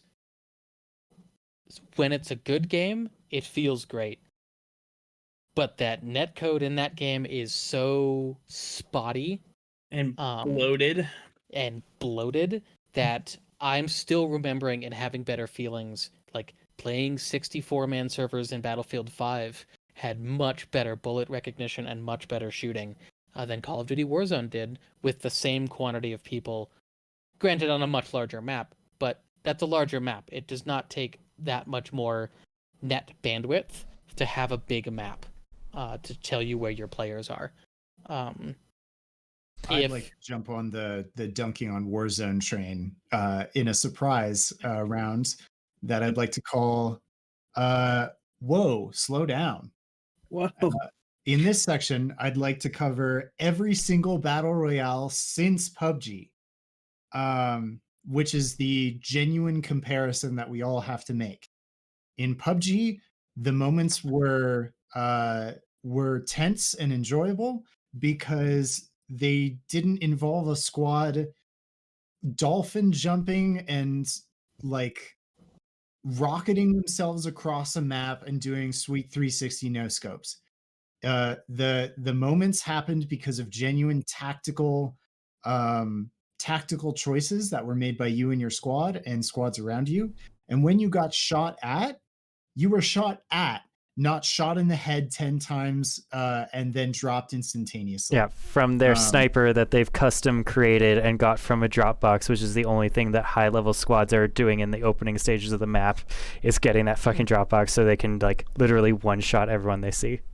It is not as good of a game as PlayerUnknown's Battlegrounds, which is sad to say because PlayerUnknown's Battlegrounds is a bad game. Yeah, you just said. Yeah, I love playing both of these games, and honestly, I could go for a Warzone game after this just as much as I could go for a Fall Guys game. Yeah, me too. I actually like. So here's my genuine strategy. Do we have a quick canvas of any votes? Like, are any votes like? Because then we're gonna talk about the one that's not gonna make it. I might go for Baldur's Gate 3 here. Yeah, Baldur's Gate Jacob. 3. It's Really? Yeah. Yes. Yeah. Are It's okay. good. No, So Dixon. no, All right, let me do a thing. Let me talk. Let me talk. Baldur's Gate 3 is a lot like Divinity Original Sin 2 and all of the other Baldur's Gates. I will never play these games because I have learned by playing through Divinity Original Sin 2 that I don't like these games. I don't think they're fun. But you're voting I for can them in this round. recognize- But I'm voting for it anyway because I can recognize that these games are absolute masterpieces Oh, for what they are and what they bring to the gaming environment as a Yeah. revolution Okay. in They're classical doing their Western genre RPG. right. I will cede Call of that Duty this Warzone round. is doing its genre fine. All right, I will Baldur's Gate cede 3 that is this doing its round. genre great. I will see that this round is going to Baldur's Gate 3. That will free us up to talk about the good parts of Call of Duty Warzone. But I will also say, Dixon, what I said in the intro, Baldur's Gate 3 is not even a game yet. It is not. It is the first part of a very buggy and like cannot work in some cases like aspect of the first part of what might be a good game later. Oh, That you paid for right now, that many people paid for right now. Okay, hold on. No, we'll talk about it in the next round. We'll talk about it in the next round. Well, No, yeah, we don't have okay, time. fine. We'll talk about it in the next round. I'm just gonna say, So I will say, Call of Duty Warzone. I have several like saved moments of some of the proudest gaming moments I've ever had in my entire life with Call of Duty Warzone. And like I remember with all of us on this squad right now being up in the fucking mountains with a sniper rifle, zeroing in on that last fucking circle, and Dixon running down with his assault rifle and jumping over a concrete barrier, getting shot immediately from the side, calling out, "Oh yeah, there's a guy on the side," and then all of us swarming and murdering them, and then rezzing Dixon. And then we went on to destroy that match. And I will say, when we're in the helicopter and we're going up that rope, the only thing that I remember is everyone just going, "Woo! Yeah!" and clapping and enjoying ourselves, and Will fucking recording saying, "You got your boy," and Dixon talking about all the shit that he did. Those are good memories, right? Those were some of the best gaming memories that I've had in 2020. God damn, you All right. got a point. And Baldur's Gate 3 isn't done yet. I will say I have had similar experiences in Baldur's Gate 3. Despite the fact that it has, if you look at my stream, if you look at my Twitch channel, pretty much all of the last couple of videos are multiple hour sessions of Baldur's Gate. Yes, I agree. And it is some of the funnest and with Dan, with Andrew social Mena, and gaming experiences that I've had. I agree. Here's what I want to ask you, Mason. So these wonderful experiences that you've had in Warzone, wouldn't it? Those experiences aren't due to the game. It's for the format that PUBG gave it. Right. Like any game like this. Be it Apex or even, I don't know, what's the building one that everyone plays? Fortnite. If all of us played Fortnite and we got into it like we did PUBG, Warzone, Apex, we would also have that experience. It would give us those wonderful experiences. I will say though, there's a reason that we haven't done that with those other games, and we all got true. Warzone right away when it first came out. And part of that is because it's free, and part of that is because me and Dixon have had a very long career of shrekking people in Modern Warfare 2. Call of Duty. Yeah. We know some Call of Duty from Call of Duty, okay? Yes, we have a level. We did all get Apex Legends. Yes. But Apex Legends isn't on this list, is it? Yeah, it's true. That's what I'm saying. Yeah. It's like it was on last year's list maybe. But we can't vote Baldur's Gate 3 versus the concept of a military battle royale. Yeah. This is Baldur's Gate 3. No. I'm just saying I admit that it will lose this round. I'm not arguing that point. I'm just saying, damn though, Call of Duty was fun some days. Oh yeah. Sure. All right, let's move on. Let's move on. Yeah. We gotta keep going through this. All right, our next round is Monster Hunter World. Didn't that already go to? Yeah, no, that's already. Yeah. Yeah, it's Star Wars Squadrons. Star Wars Squadrons versus Among Us and Fight. Squad. Squad. Squad. What? Space. Squad. Squad. Really? Squad. Best fucking Okay, Star Wars well, game ever I made. guess Squad? I'm going- Squadrons. Star Wars So- fun again. So What? so Y'all are kidding. So I'm just saying, Star I'm Wars- sorry, but Among Us is a cultural revolution for today, and I agree with that. is Um, it? It's I would say, hold on. I would say Among Us is a cultural revolution of yesterday. oh Who plays it? whoa, Oh, really? Who's playing it right now? you've got a point. Oh my God, that actually is a very salient point. Good cut, Dixon. Yeah, I mean, who's playing Squadrons right now? I know it's was. all three of Yeah. you. No, I get did. it. I did realized yesterday. As soon as I said it, that all three of They you are added gonna- B wings and Oh, fucking TIE good. defenders, So dude. good. So I will say, I like, regret buying Star Wars Squadrons. That's where I'm at. really. Well, You you're gotta getting play. VR too, You gotta right? play with us in a Yeah, squad, I know. and you don't have to do VR. Yeah, Yeah. it's true. I That's will what it is, say man. Squadrons for Added it, me. and I don't see a way forward, and I don't like find it fun while I'm in a match. Sure, There's like sure. Get on my wing. Get on my wing. I'll make it fun for you. I've tried. We'll I've do tried it. to veto you. It's just like maybe I'm just not into flight sims, but Among Us, on the other hand, like we'll put it back in the how many recordings of this I have. I have more recordings of Among Us than I have of Squadrons. That's true. And I don't play either anymore. Well, so I mean, I take that back. Actually, I have a lot more for Squadrons, but Okay. so we already took our preliminary vote. Yep. Star Wars one's in this category, right? This is our list, not the list of the best course. things. Like this is Sure. just for us. It's our fucking list, as Justin would like to say. So let's talk about Among Us, right? Okay. Let's give it about 5 minutes. Among Us was really, really fun the few times that I played it. I tried to play it online to practice with a bunch of randos, and I couldn't do it for the life of me. And I didn't know what any of the words or acronyms that they were saying is.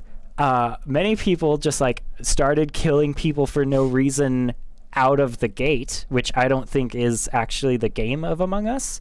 Like genuinely, Sure. I think that Among Us is only like for your friends on Discord, which is important, and I agree with that. But as we've demonstrated, like that can be its own quite difficult thing to do. I will say it's very accessible, like more accessible than Star Wars Squadrons for sure. So But it's also like it's kind of hard to do between phone and not phone, and like you have to I have will- a recording. if I can comment on that, Sure. The game with friends is Werewolf. Yes. Right, you're playing Werewolf, Yes. the board game. The game with randos is a social experiment that people should be logging and Recording making for science scientific notes. of who kills who in the apocalypse. I mean, yeah, when you have no context to go over, like there's so many things of like Mason doesn't sound like that when he's just doing whatever. Oh, yeah. Or like Will is being oddly overly Oh, self-protective. I killed Dixon a You few know? times just because he was quiet. Right. Yeah, He was it's like, Dixon is being never too that quiet this round. quiet. He's the one. Yeah.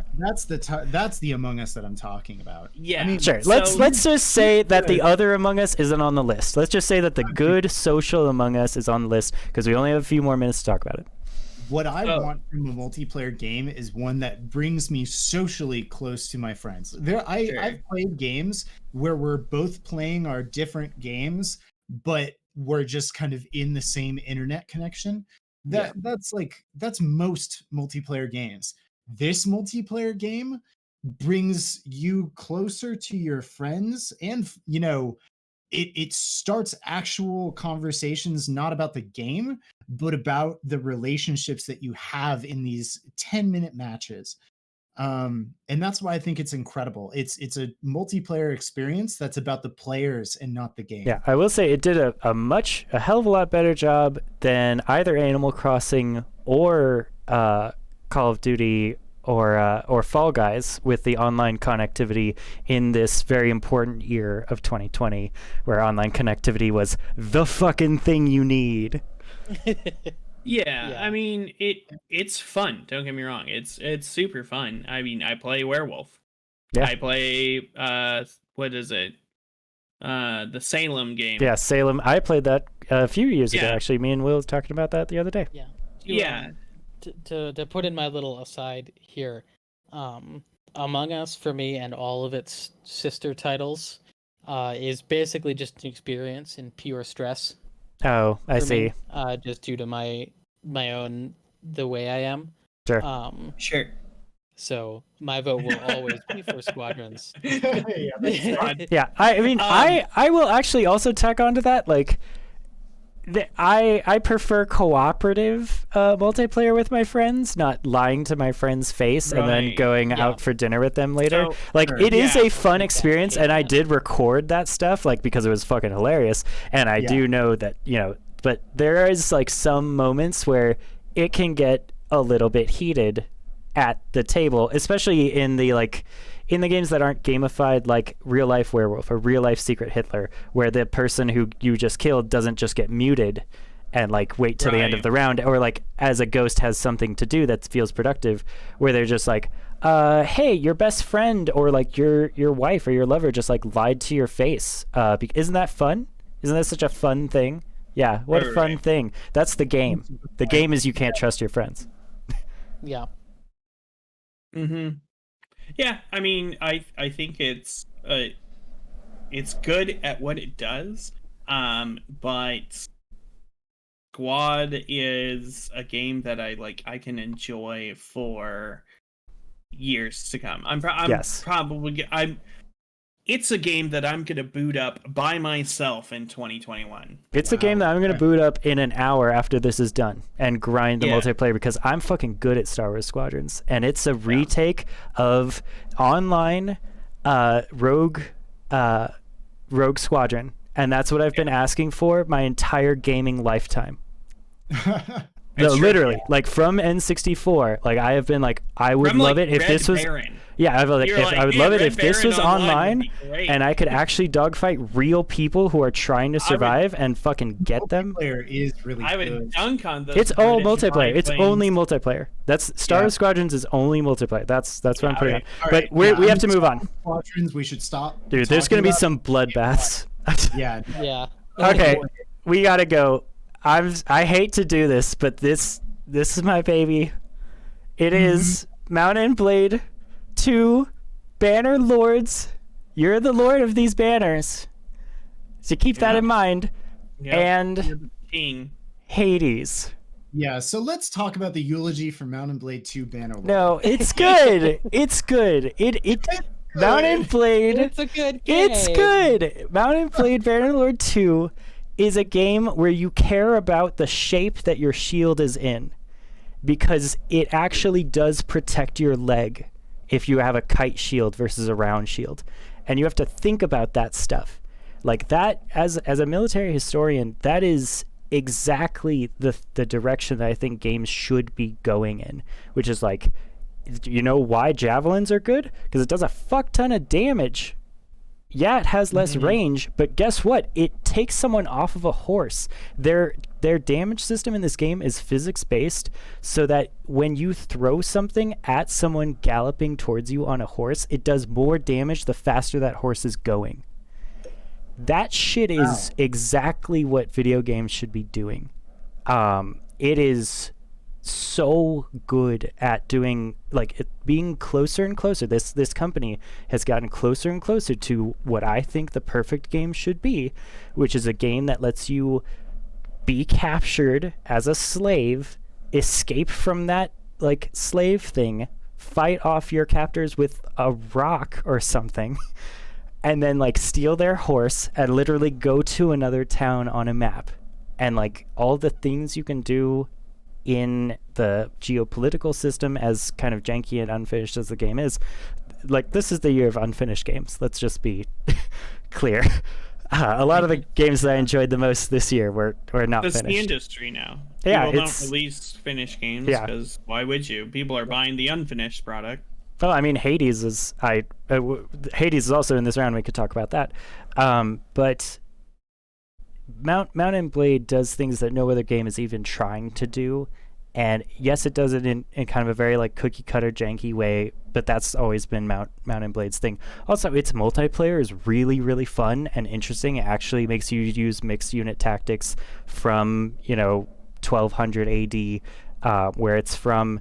Its art is really, really good. Its writing is not the greatest, and I'll get to that later. Or rather, its writing is patchy. Some parts of it are good, and the other parts of it are not finished. But the story you make yourself with your ambition and like your ideas about the kind of character that you want to make, and also just like the tactical decisions of like, I don't know, do you want to take your 5 cavalry around the flank? They have a lot of crossbowmen. They could kill you all. Like flanking isn't always a good idea when you're outnumbered. It's not Also, just like, use horse on back of people and win. It's like, no, he has a spear and he's going to turn around and murder you. Yeah. Also, like, field commands are so smooth and good feeling. Yes, definitely. Compared to the first one. There is kind of this, like, flow where you feel like you are the Art of War Yes. general. And, like, in the big epic battles, you are dictating the pace of the battle, which is just a very cool, unique feeling that I would challenge outside of Total War for you to find a game that does it. That's exactly what I was going to say. It is the only medieval like battle scale, and I mean like 500 on 500 individual models who are all doing things that have ideas about shit that exists. No other game is trying to do that. And yeah, it's hard on your computer, but I took a castle siege with 700 guys that were all banner lords that I recognized. Like each individual troop that is on the battlefield is troops that you like recruit and recruited. And some of them have names. All the generals have names, and like you can outfit them with different like swords and shields and bow combinations that they use in the match. Like that's what I thought games were gonna be when I was a kid. And the fact that it's here and it's now, and it's the only like medieval battle simulator that exists, I think is a miracle and is amazing. And I just wish it wasn't going up against Hades. Because on the other hand, we have one of the greatest games ever designed. Yeah, and truly designed. I have yet to play Hades. I don't own it. It is. I want Jacob to talk about Hades at length here, if we're not sure. Oh no, I'm sure who's going to win. I think we could talk about Hades in the next round. I want to hear Jacob talk about Hades at short then. Okay, in short, you mentioned that Mount and Blade 2 Bannerlord lets you make your own story, and that's the one that matters. In Hades, you're given a story written by a bunch of experts and voice acted by a bunch of experts who are really, really, really good at telling stories. Yeah. And it's a joy to watch and listen to. And it's a joy to watch and listen to, and they managed to marry story progression and roguelite progression in the same game. And you want to talk about miracles? Fuck, I didn't think that was possible until I played Hades. Yeah.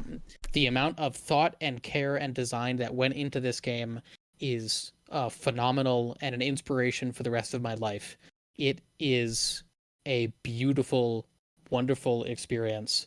Yeah, and I feel it has to be said, made with anti-crunch in mind. These are the kinds of folks that tell your developers to go the fuck home. You've been working too long. I will say that Hades and it represents shows in the love in this game. Or I will say that Hades represents one of the like actual professional achievements that the industry will be looking at for the next like 2 decades and modeling themselves by, which is like, oh, those things should obviously go together. I wonder why no one did that before.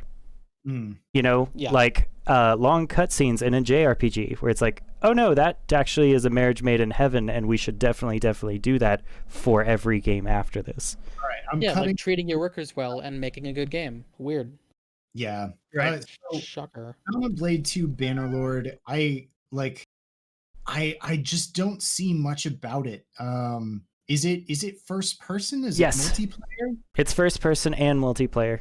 Interesting. You need to learn how to use your horse and throw javelins from that horse, and it's fucking hard, but once you get it, it feels amazing when you do 350 damage to the enemy king's head. Damn, and he all right. is in fact the king and is in fact wearing the crown, and then you capture him or kill him. Yes, it's very good. And then It's like very you satisfying. Yeah, and then they have to your enemies then have to elect a new king. And like that shit happens on the map, and it's fucking amazing. And you're like, "Oh no, I got that guy. I killed him with my crossbow." That was I'd love to play neat. that game when I have a new computer and also the game is done. And it's finished. Yes. Okay, so next round, Hades, congratulations. Congratulations. All right. Yeah, you let me do my speech. Okay. I appreciate it, and honestly, I have more interested in Mount and Blade 2 Bannerlord than I did before. So Thank you. Thank you. Next round is looking like. Let's start at the bottom. Well, yeah. actually, no. Let's start it in the middle. All right. Sorry. Let me. Animal Crossing: New Horizon and the Isle. What did we come to with Baldur's Gate Call of Duty? That was Baldur's Gate, right? Yes. Yeah. Very much so. Very slightly so. Okay, so Animal Crossing: New Actually, Horizon. can I call a 1 minute break? Yeah. Sure, Hey, take it. let's chat. We can do some improv. Yeah. Do you want to talk about any of the I need to- honorable mentions that we had, or things that we didn't like remember? I remember that Jacob had something to say about I think Cyberpunk, but we ran out of time. But Right. since he's on the break, kind of wanted to I don't know. I just want to mention I've been having a lot of fun in Heroes of the Storm. Oh yeah. And it is more of a community than I would have given it credit for. I found some wonderful folks that I've been playing with recently, and honestly, it's been a long time since I've found a community that I wanted to be a part of as much That's as dope. the Yeah. small group of friends that Oh. I found that play Heroes of the Storm. So I bought I would- everyone. Sorry, real quick. I bought everyone Paradise Killer off of the besties recommendation. Yeah. Like specifically Ooh. Justin. But like, yeah, that is something that I really look forward to playing I do at some point. I do have a Christmas request. I Yeah. would request that I don't think GTFO is going to win the next round. I don't think it's got the chops, but I would request that everyone buy it and we play it today Sure, because I've it looked is our jam. Yeah, yeah, I agree, and actually, I loved your speech about GTFO. Like that was, I mean, I always you do great impassioned speeches. I don't think it has the chops to beat like Hades, but Sure. like if we play it, you will. It may be one of those posts like, no, yeah, actually, it may have been was- like a semifinalist. Yeah. So Well, since that's I the thing was a is the bracketing Yeah. is the thing since that's killing it. Yeah. Since I was young, I've always wanted this view of how I wanted multiplayer games to feel. And I remember I started up Rainbow Six. It was before even Vegas. It was one of the original Rainbow Six games. Yep. And I saw how tactical and how involved it could be with these simple mechanics, but really encouraging your friends to work together and, take situations seriously. I didn't get that until maybe Rainbow Six, and then most of all, I got it during PUBG. But this sounds like even more that, Yeah. where you're encouraged to be slow And the atmosphere. I'm gonna love the atmosphere of this one. It might scare the shit out of me and give me nightmares, but also okay. So let's. It probably will. Yeah, we gotta. All right, we gotta keep it clipping. All right, Okay, Animal Crossing, New Horizon, and the Isle. Come back. Yes, Jacob is back. Yes.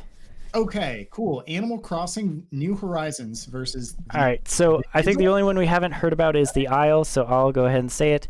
For anyone who's on my channel and listening to me, you will know the only reason this channel basically exists at all is because of the Isle. And part of that is because of things that shouldn't be in the Isle. Like people who rule break, like giant T-Rexes who just like squad kill you or leave a body and come after your Dilo group or your Utah Raptor group. And I'm saying all of these things, but the Isle was a very generous, it represents a very special place in my heart because it was something that I suggested to my friend group that everyone got and bought together and jumped online, and we all played a bunch of Gallimimuses who are the fastest herbivore in the game, who ran around with our good friend Cora and her sister, and we all like had fun running away from T-Rexes in fear, and startling at noises in the night, and hunting together as Dilopacks. And it was just a very like wholesome, good experience. And also, sorry, if for those of you who don't know, the Isle is a dinosaur simulator, which is the only dinosaur simulator that I've ever found in life that is a game that should always have existed. And I have no idea why it has never existed, except here it is. And it's a team that's actually making a decent, very pretty, and somewhat polished. I won't say all the way polished, but they're getting there. They're getting there. And it can be a very pretty game at times. You know, I have several screenshots that Shauna took from it. And it also like is quite a competent combat simulator if by simulator you only mean positioning. And it is janky as fuck and has bad net code and is like very obtuse to learn. But once you do learn it, you feel like a fighter pilot in the mind of a raptor going like behind Triceratops and taking them down, or like, you know, going through Allosauruses. It is the game that has made me relearn all the dinosaur names, which I think is very nice. And it is genuinely terrifying, and it makes you grow up each time you die as a little baby. And that is its own part of the game that is about like fear and survival and listening. And it really puts you in that mindset of using all of those skills and thinking like, well, should I go next to the water? Other people are probably going to be next to the water more likely than not. And like, you want to drink at night. You have to wait for the nighttime to go out and do that when you're a little baby. And it's just such a fun, you know, I love simulators, and it is such a fun, I love simulators because they make you role play by putting real situations on the table and being like, well, what should you do here? And it's just really fun. And also I was quite good at it. And I have many, many YouTube videos about me taking down things that I should not be able to take down solo. And it's fantastic. It was the start of your streaming career. Yes. I did every day for 60 days. Yeah. And you grew a following. If there's one thing that I admire about the Isle, it's the community. And with that said, I'm going to take this opportunity to dunk hard on the Isle. Yes. Yeah. I'm so sorry, Mason. That's fine. I mean, I know it has many dunk-worthy moments. It's not done yet. The Isle's best part is what people imagine it to be. The beauty of being able to truly immerse yourself as a dinosaur in this world is something that's very exciting, and it's very intoxicating. When you first start up the game, you are in a group of Gallimimuses with your friends, and you're running around and you don't know, quite what's around the next corner. And that is amazing. And if they were able to make that last, I think it would be a better game. However, what you quickly realize is that the gameplay doesn't exist. What exists is the rules imposed by communities on the servers. And so I will say really quick, we shouldn't have started as herbivores. We should have started as carnivores, because then the thing to do in the game is find another human player who's trying to survive and kill them. I disagree. I think herbivores were wonderful because it got to immerse myself in what I wanted out of the game, which was being dinosaurs with my friends. And I see. I like the combat. And you did do that. I did do that. However, the combat does not feel to me like I'm a dinosaur. It feels to me like I'm an avatar on a screen. It is. It's a polygon. So arbitrary, and it's simple in concept until you realize that the netcode doesn't allow you to fight like you expect, and even worse, that the server administrators have rules that the game never tells you about, that you will be ostracized for communities just because you didn't read this essay they wrote in their Discord channel about when you're allowed to attack other people and when there's this etiquette that you have to learn Yeah. that is very undinosaur like, and I think that ruins the dinosaur simulation for me. So to be fair, the official servers don't have that. There are no rules on the official servers. It just means that there are a bunch of mix packing like hyper groups that are a bunch of T-Rexes and their shant friends who just go through literally killing all of the babies in their way. There are rules that should be in this game. Yeah. There are things that should be enforced, but the fact that the game doesn't enforce any of them, the game doesn't encourage you to play it like it should be played.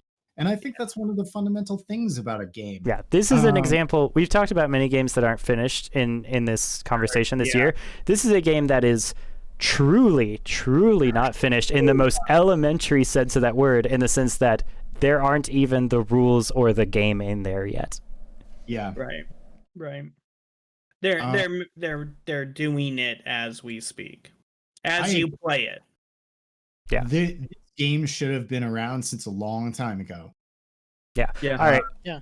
I will grant that Animal Crossing is a better, objectively better game and experience than the Isle. It's just the Isle has made a special impact in my life this year. Honestly, yeah, just the impact and the success you've had with it is incredibly impactful. Oh, thank you.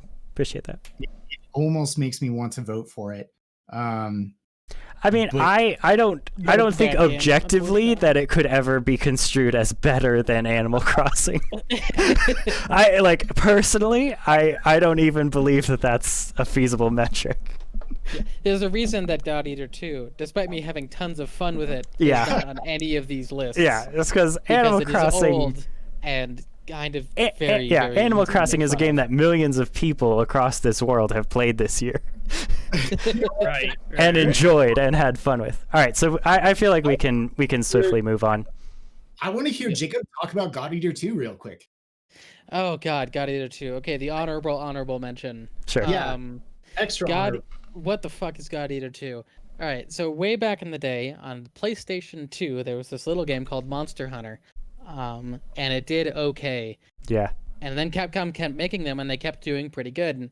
And other people were like, hey, the permanent boss fight where you make weapons out of the bosses is a good idea.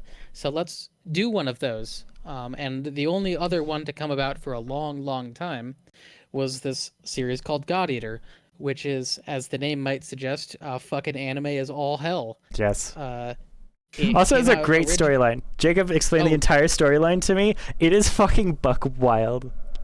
Yeah, it is. So and good. The thing that separates God Eater from Monster Hunter is that Monster Hunter is a slow, thought out, kind of hunting themed in the name, boss fight game. That's where you have a lot of momentum to your weapons and you need to understand the monsters. God Eater is that, but about 300% more anime. Nice. In that it's much faster. The gameplay is simpler. But because it's more frenetic, it still feels fun. You have giant transforming weapons that are also alive. The monsters have the theme of just fucking whatever. Just go buck wild, guys. You want to make a monster? Make it. What does it look like? Fuck if I know. Maybe it's a giant robot lion, or maybe it's a tank with a head, or the upper half of a lady and the lower half of a trash pile. You can't know. Can't know. You don't know. But you told me good voice acting too. Absolutely shockingly phenomenal voice acting. Like She-Ra levels voice acting? I have been playing through Horizon Zero Dawn, which won awards for its voice acting for Aloy specifically. And that Aloy is a massive really AAA voice acting character. Ashley Birch is incredible.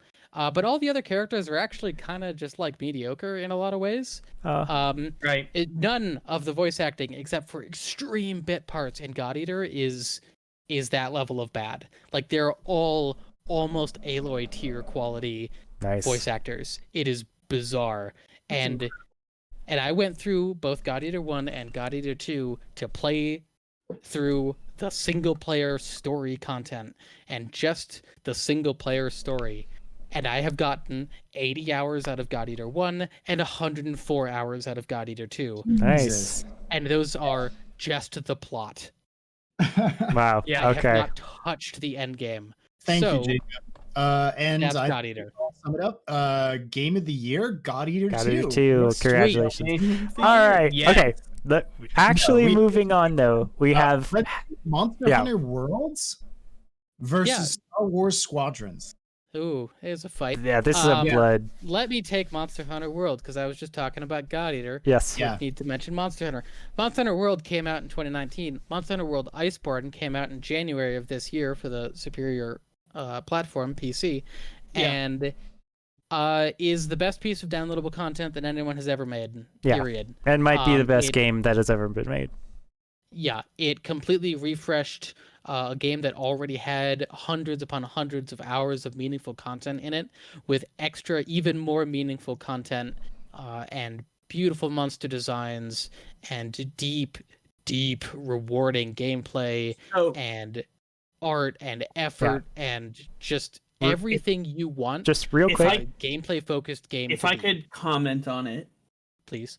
Monster Hunter World Iceborne's expansion is the only game that I have stopped playing because they added so much to do in it. There was Yeah. so much content that I became lost in this sea, this void of No. things to do. Real quick. that I If got there overstimulated. if and there was, was- like, I if gotta there play was- something simpler. if there is an award for best value for money on this list, it Oh, would man. be Monster Hunter World Iceborne, hands down. I mean, yeah, it's something that like It's God, as big a man. game as any of these other games. this I want to hear list is so y'all's many things. take on this round real quick. Just like from the Okay. get-go. I 'cause believe that it's going to be Monster Hunter World Iceborne, I'm in Yeah. the same boat. I am in the same boat. but Star Wars Squadron is also very good, and I'd like to talk about it. And I love me some I thought squads. you'd talk about it. Yeah. so Star I Wars love me some Squadron squads. is that game that I've been wishing for since I was a small child, which is please let me be a Star Wars pilot and dogfight my friends online and also an infinite number of international aces and just Yeah. fucking school them, like embarrass them, like take all of the dreams and the hopes that they had about like getting out of the spawn or doing anything with their life and just put that in the fucking trash can upside down. Because that's what it is. When you really like line up on someone and they like are you can see when they start panicking. And that there's- moment is the There's most beautiful something- moment. So the difference between a fighter, like a fighter simulator, and an FPS, is there's something visceral about a kill taking 3 full seconds. Yeah. Compared to like 2 bullets. And when it takes 3 seconds, you get to, like Mason was saying, you get to see the process of how they try to get out of it. Yeah. And when you're really good at a game, you understand that there is no escape. Yeah. Like you've lined up your approach so well and so smoothly that it's locked. They're not shaking you anymore. Yeah, you They're get to gonna watch die. the 5 stages of death occur in Yeah. real time, in microcosm to them. Yeah. And you get to like Every see time them you do go it. through the process of like, oh, we're probably not going to win this match. Oh, we definitely can't win this match. Oh, I'm dying. Oh, I'm dead. I've died. Right. And you're like, yes, this is happening. But I will agree with Will. When that's happening to you, It's it's yeah. a very much not fun game. Oh, I It agree. doesn't- Controllable. But then again, I'm not Mason. Right. I think the thing that Star Wars Squads lacks is a very good get back in mechanic, Sure. which is hard to do.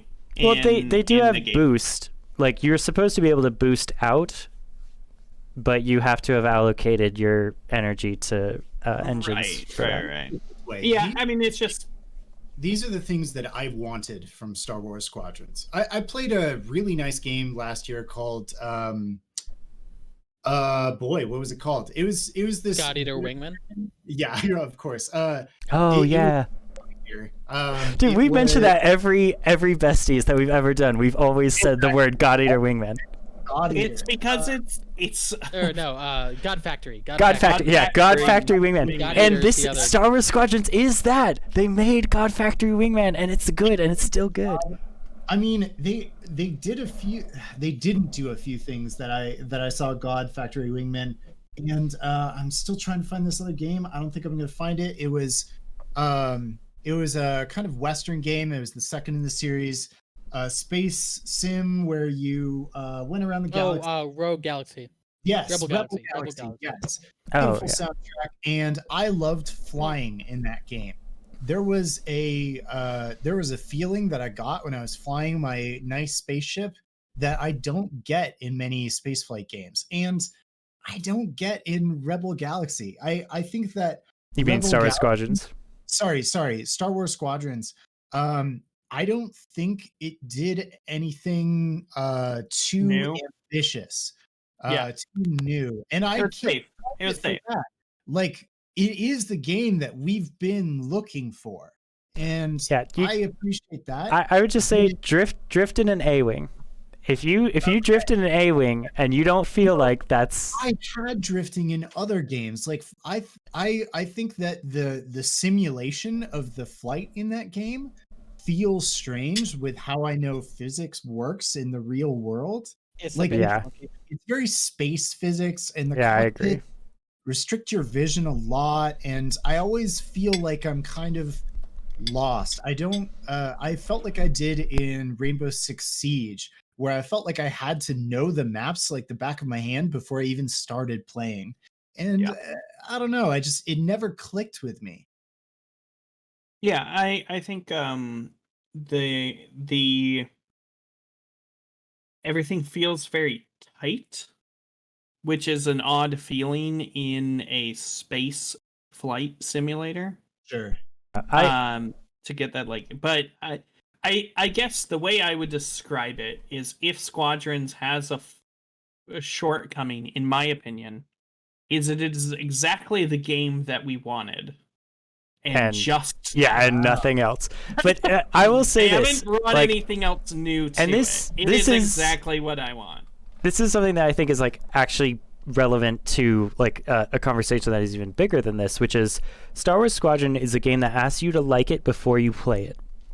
Yeah, And when you go into it, because all the things that Will is complaining about are things that you have before the first 20 hours of your multiplayer is really under your belt. Yeah. Where you don't know the maps and you're getting blown up a lot. And like, I've been there, right? I've had my first 20 hours also.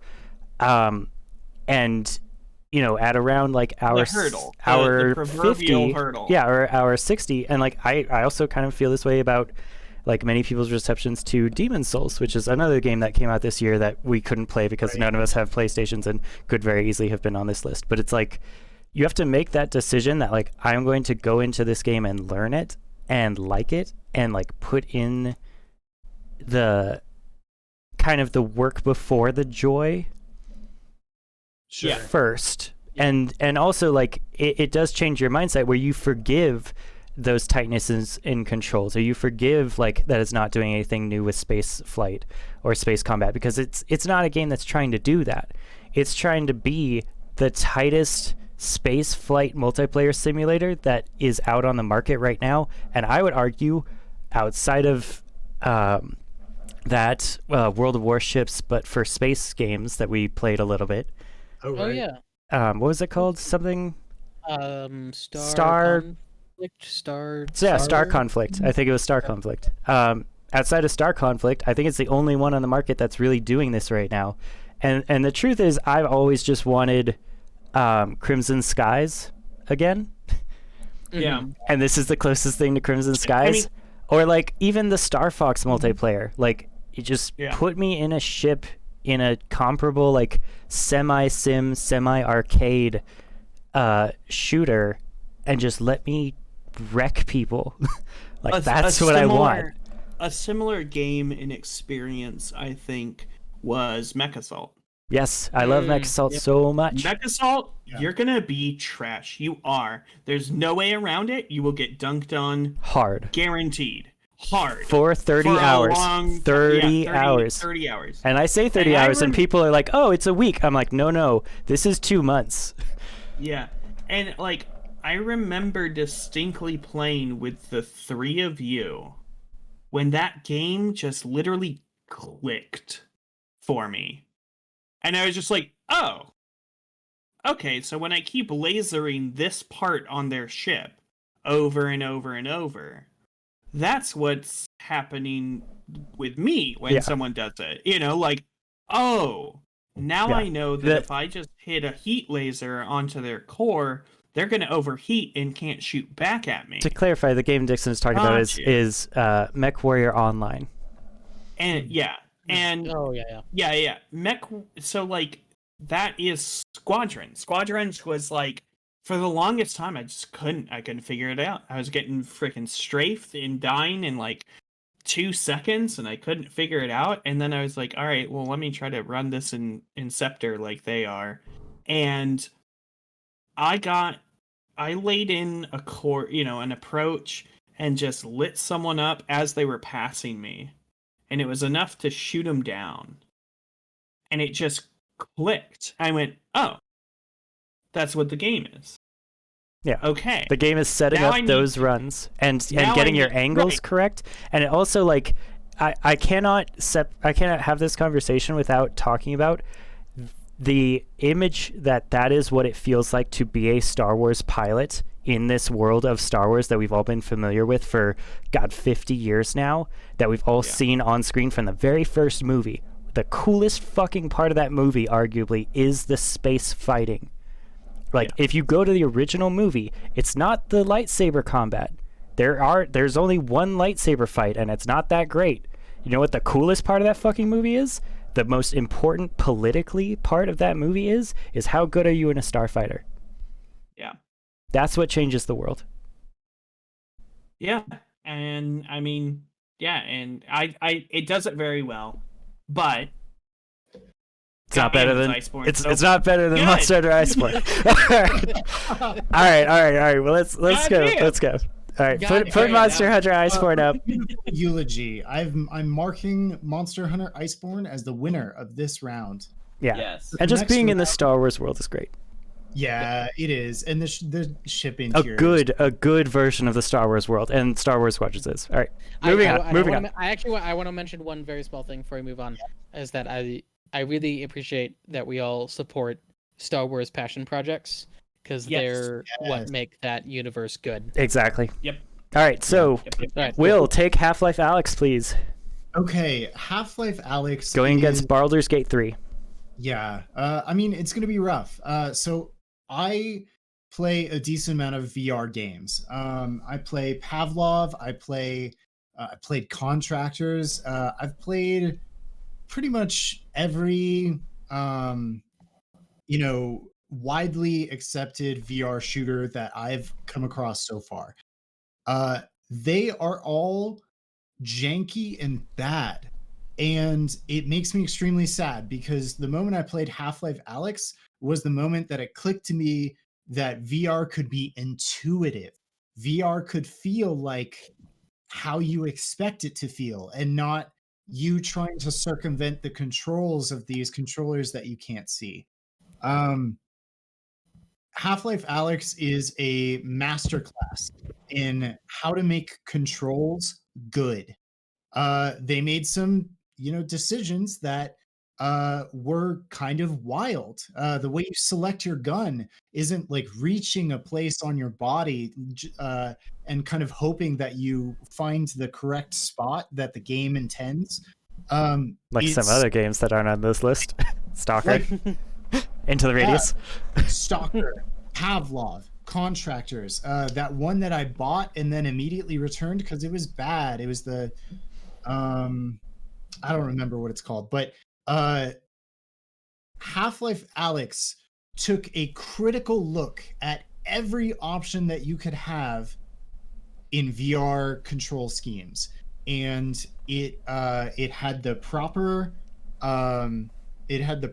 style for optimizing it, and made an experience that was just the right experience.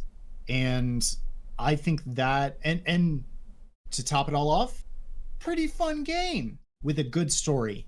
And that's my argument for Half-Life Alyx, is that it's an important step in the only people that I know who are still paying attention to what it is to make good controls. Yes, I agree. So here, what I wish I had done before this round, do we actually have any initial canvassing thoughts for votes for this? Because like, I think this one is actually extremely difficult. Yeah. So Yeah, Half-Life I Alyx mean- or Baldur's Gate, does anyone have any initial votes? My vote is for Alex. Dixon? I mean, well, you know what my vote is. Okay, Dixon is a diehard Baldur's Gate and will never change. Let me get into it. So, Baldur's Gate 3 is the only game on this list I know I will play next year. 100%. Good point. I am going to play Baldur's Gate 3. And not a little bit. I will play the out of that. Yeah, dude. Yeah, dude. A lot of it is very biased. I mean, like, I love both of the IPs. I love Baldur's Gate. I love I love Divinity, Original Sin 2. Like, the people who are making it, I love what they've done, and the thing that they're making, I love more. than Right. And it's really important to me that like the source material is coming from Wizards. They've been working very closely. But I mean, yeah, this game is very biased for me. I knew when it was released, I'm playing that game. Whether it's good or bad, I'm gonna play it. Huh. It turned out good, and it's getting better.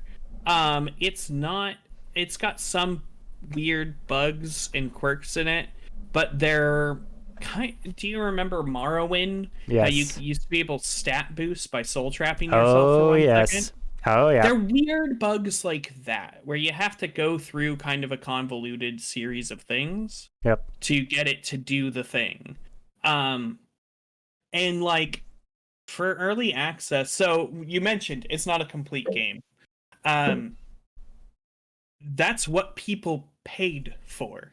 Like, it wasn't. It's Yeah, it's not hiding that it's not a complete game under the guise of being a complete game, like some other Right. games that happened recently. this is truly early access in the sense that they were like, hey, this isn't done. If you want the done game, don't buy it yet.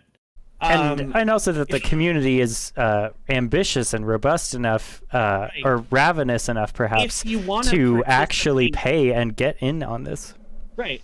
That's one thing I have to say about this game is the only early access game on this list that I trust is early access in a way that will benefit it in the future. Right. Right. So the way that it was sold, when it said, hey, early access is coming, they had a whole article for the announcement of the release date where they said, hey, if you want a complete game, don't buy it. It's not going to be out till 2021. Right. If you want to participate in the finishing of this project, if you want your hand in that process, buy it for early access, play Yeah. the hell out of it, let us know what's wrong, what's working. See, that's very attractive. I actually really like that and respect that. Right. That's the true spirit of early access. That's what it should Right. be.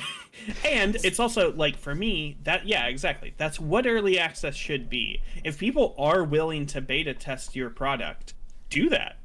And if they want to give you money to do it, sweet.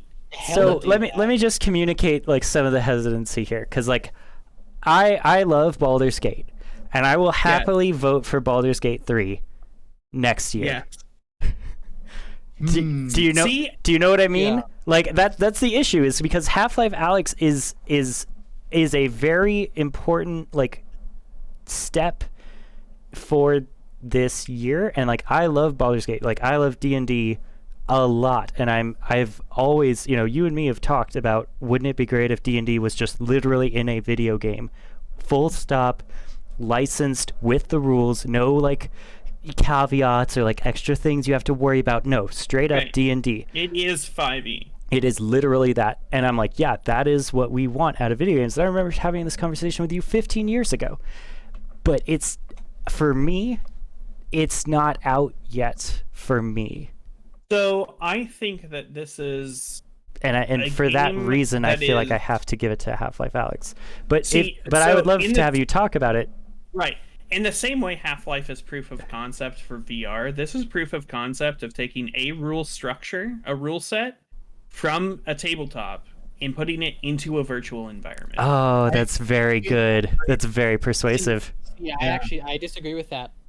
Both because we've seen that before in D&D with Neverwinter Nights, and we've seen this kind of game before in Divinity Original Sin. Baldur's Gate 3 may be a masterpiece, but I don't think it's a particularly original masterpiece. I think it is From a Dungeons It's an and upgrade, Dragons, from a but not- Dungeons and Dragons fan, fan, Because we played Neverwinter Nights. Dixon and I did. there has not been a seamless transition of rule set into virtual environment like this. Okay.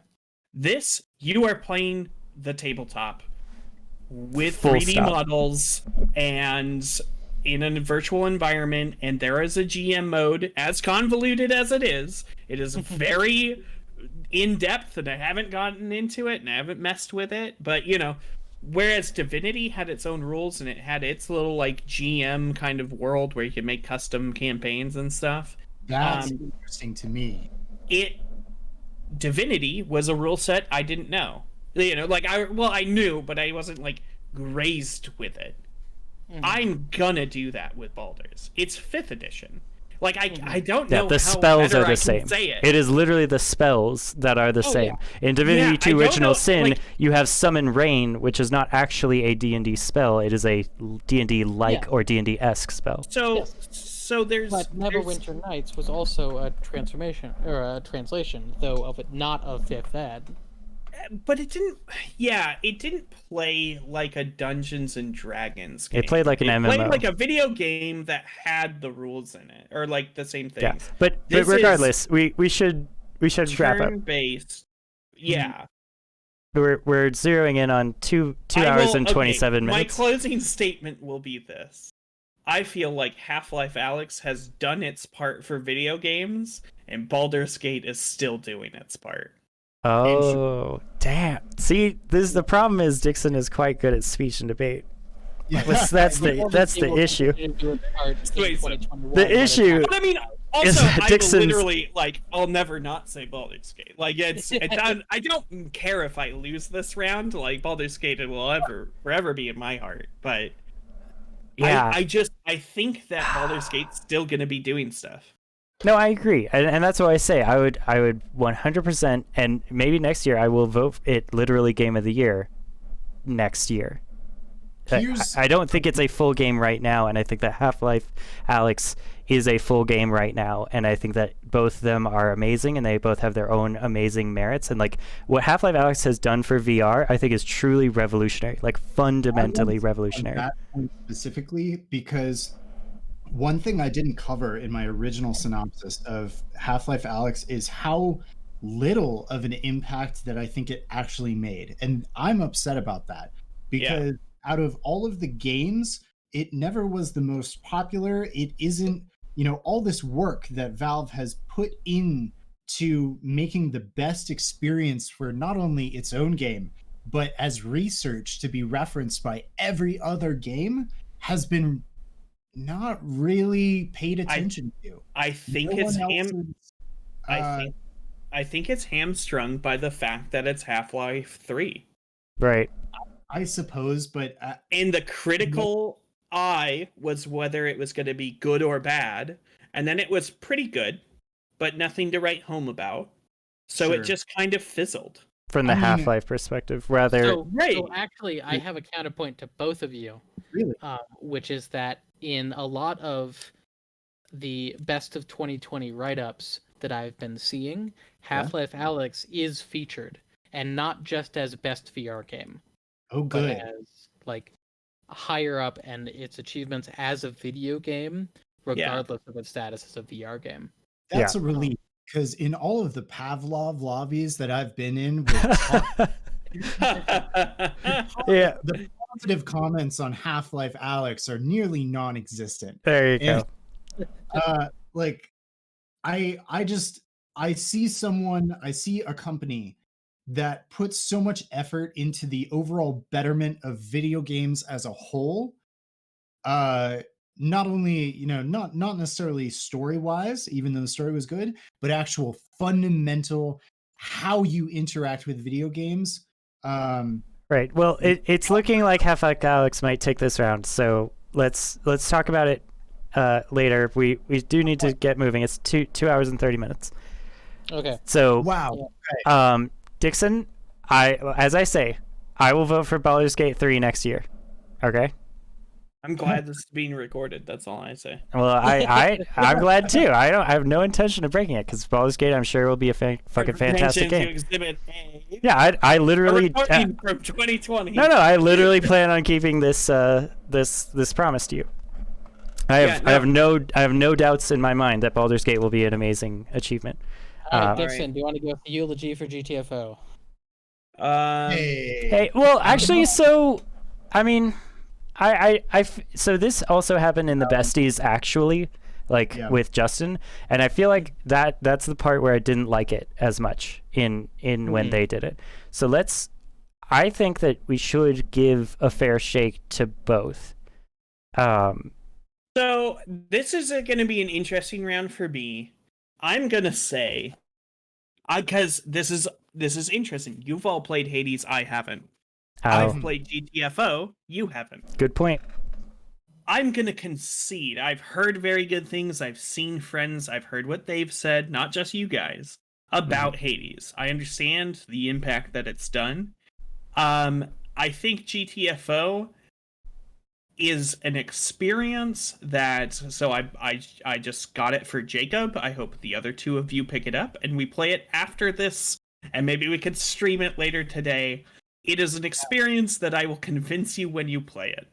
Sure, fair. It is wasted to try to get you to understand the game better until you're there. Yeah, this reminds me of the first Besties where they tried to convince Justin and Griffin that Towerfall was really, really good. And they had not been playing Towerfall, and then the year later, they all came back and they're like, "Oh yeah, Towerfall should have won. Towerfall is amazing. Oh yeah, Towerfall is amazing." Game. But I mean, in honestly, these I don't discussions, think it would, I'm just saying, overall, just in these discussions, it's very difficult for multiplayer games to beat other styles and types of games. Like they actually talked about this in the 2018 Besties, where they're like, some games are designed or destined or more favored to be quote unquote game of the year, like Oscar movies are. So I will say, and I guess this is the most unique and impactful way I can describe it. GTFO is the first RPG game that uses the aspect of multiplayer as a narrative device. Ooh. It's an RPG? What? Okay, now I'm intrigued. It is not an RPG, but as I said in the previous round, you will inhabit your character. Okay. The environment forces you to do that. Yeah, and that's not even a question. I would postulate that it is using its multiplayer aspect, its squad kind of aspect, as a device, as a storytelling device within that game. Well, that is very interesting. That genuine. That is the most unique multiplayer game I've played. That is a very genuinely intriguing commentary that you've put forward. That's a wholly unique idea that I don't think I've ever heard. You have to play it. Okay. We're gonna have to play it. All right, I promise to play it. I'll play it with you. Yeah. Absolutely. All right, but Hades. Other than that, Moving Hades, on. That is my eulogy. It is a stirring eulogy. This is really what the Besties is. The Besties is about making stirring, extremely compelling eulogies for things that we know aren't going to keep going. It's just so good. It's ridiculously good. All Yes, right. to me. I believe you, and I will buy it. I will purchase it and play it with you. I promise. Yeah, I'm gonna do the same thing. And just for the viewers who didn't get the point about the RPG, usually RPGs are with spanning skill trees where you make choices and dialogue and stuff, whereas Dixon is talking about a role-playing game RPG that puts you in the role of the character rather than the Yes, the yeah. aspect of traditional RPGs and what that entails. I promise you, you will feel like a prisoner on death row being sent down a couple floors to do a mission. Okay. Aw, All man. right. So Jeez. moving swiftly on. All right, Hades wins this round. Congratulations, Hades. I can't wait to talk about it, and I can't wait to play GTFO with y'all. That's right. All right. So here's the rub. Do you want to talk about Hades now, or do we want to talk about Monster Hunter World versus Half-Life Alyx? I think we do Hades now because we didn't talk about it. Yes. So, All right. yeah. So, well, Yeah. the trick is it's against Hades versus Animal Crossing New Horizons. close debate. Will, can you please talk about this? Yeah. I mean, I've followed Hades for a bit. I mean, hold on. I get the. I would very much like to hear Jacob's thought on Hades. So I'm gonna cover Animal Crossing first.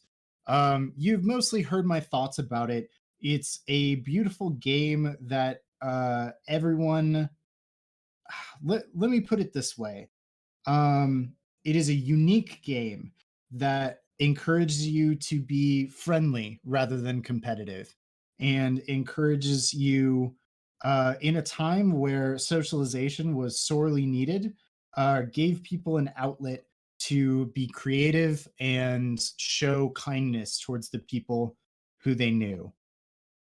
Yeah, I'll say Animal Crossing is the game that more than any other showed me that it's okay to be alive. That literally just passing the days, because it does keep track of each season, and that's such a big part of the game. And like each week that you get something done in your day and in your life and in Animal Crossing is okay. That itself is such an important like message of like I've been studying a lot of Zen for the past 2 years, and the art of learning to live calmly is such an important thing that the West just fucking doesn't have ever, and like with Ubermensch, like almost might never have. If capitalism has its way, and Animal Crossing does that to you in such a gentle and beautiful way without you ever even having to think about it, and it just the art of living and passing the time, which is so much a part of video games as a pastime and as a hobby and as our expression of our lives and our interests and our arts. Animal Crossing is the distilled pleasure of that, where it doesn't have to be flashy and put Doom Guy in imminent danger of death, and you get to enjoy a level of sweetness that is not the like American candy of hyper saturation and artificial sweetness. It's just honey. It's just already naturally that good, and that's okay. Yeah. All right, Jacob.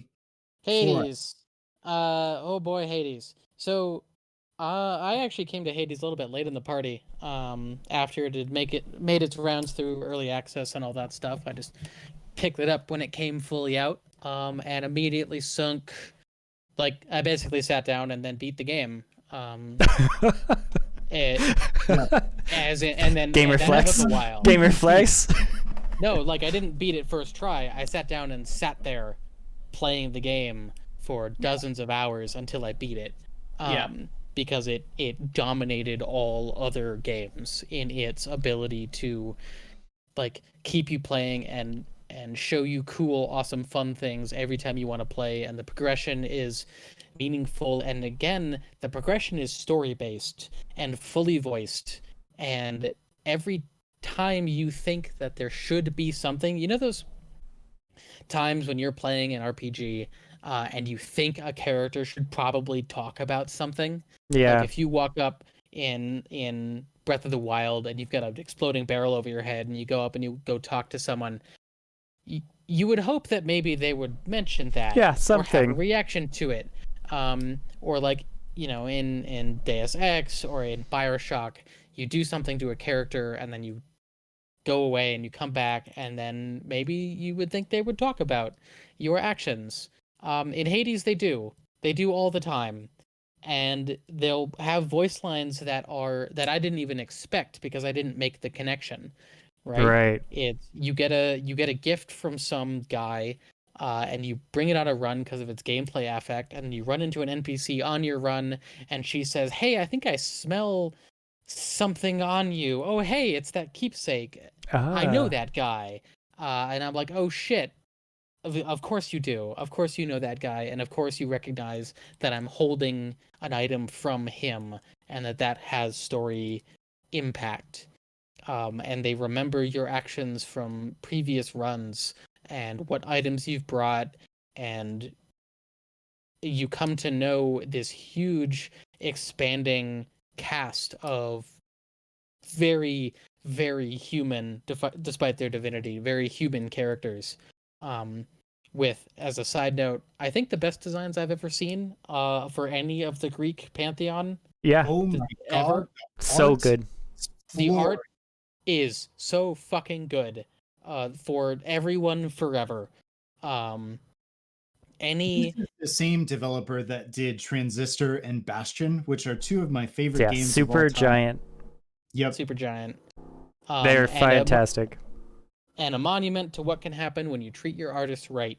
Yeah. And like, on top of it being a phenomenal story experience and the only story-based roguelite I've ever played, like Yes. truly story-based, it's also just a great, fun game to play. Like, it's an incredible isometric action game. I have the only like tiny minor complaint I have is that the most important thing as to how your run feels, you choose in the beginning and don't find out in the world, like is true of Your most weapon. roguelites. Your weapon. But because your weapon has such deep, like multifaceted progression, it still means you can have varied runs every time, and every run can feel different. Nice. Even with that minor quibble. It is, I mean, it's phenomenal. It's All a right. great game. I am prepared to vote for Hades. I'm in the same boat, but I do want to raise the complaint that I had about Hades, which is something that Jacob briefly touched on, which was the most meaningful choice that you make in your roguelike. Like, roguelikes are meant to be this.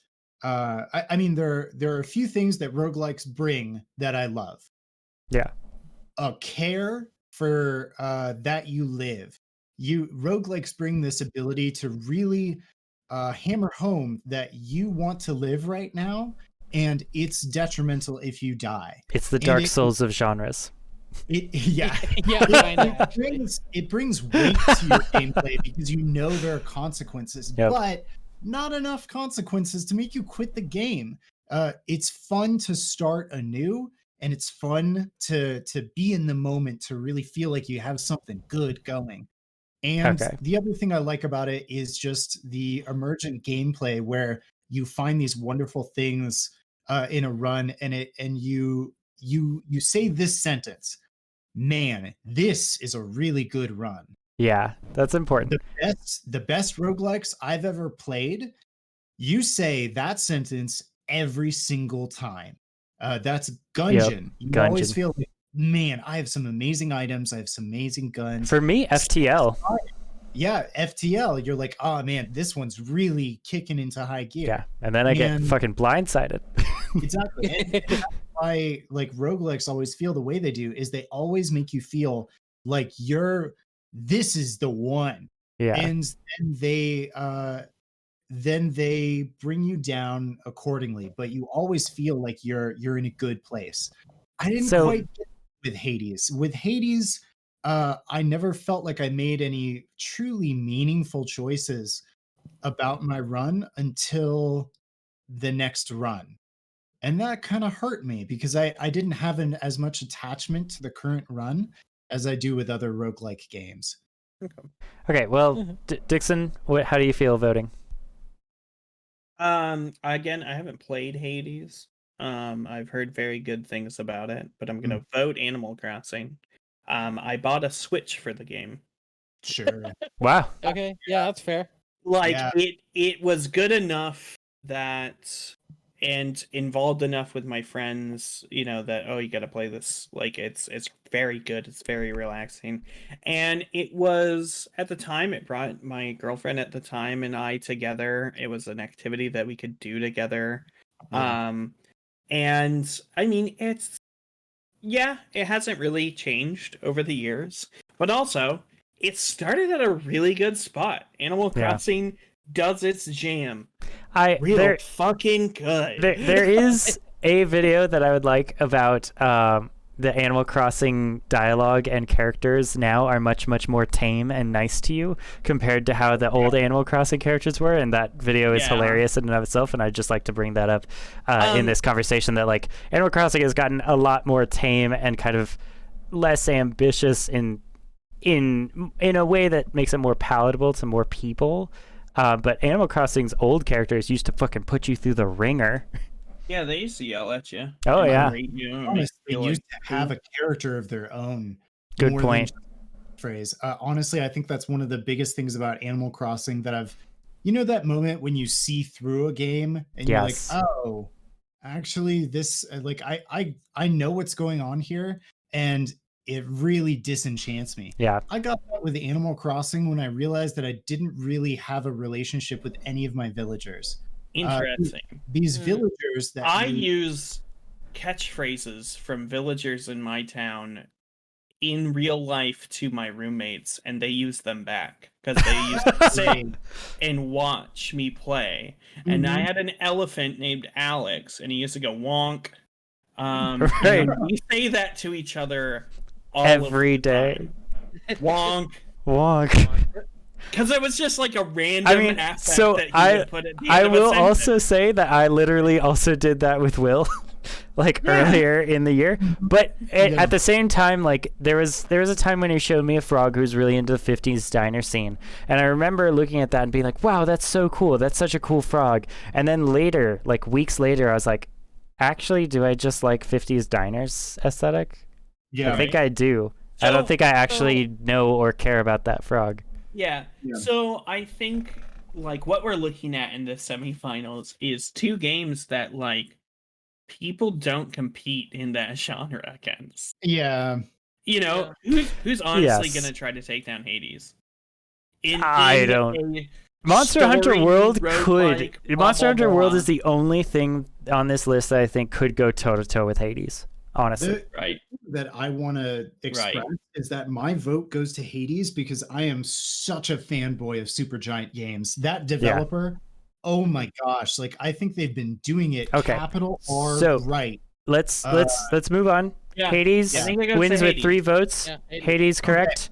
Okay. Hades wins. Now we start the conversation. We're at 2 hours and 48 minutes.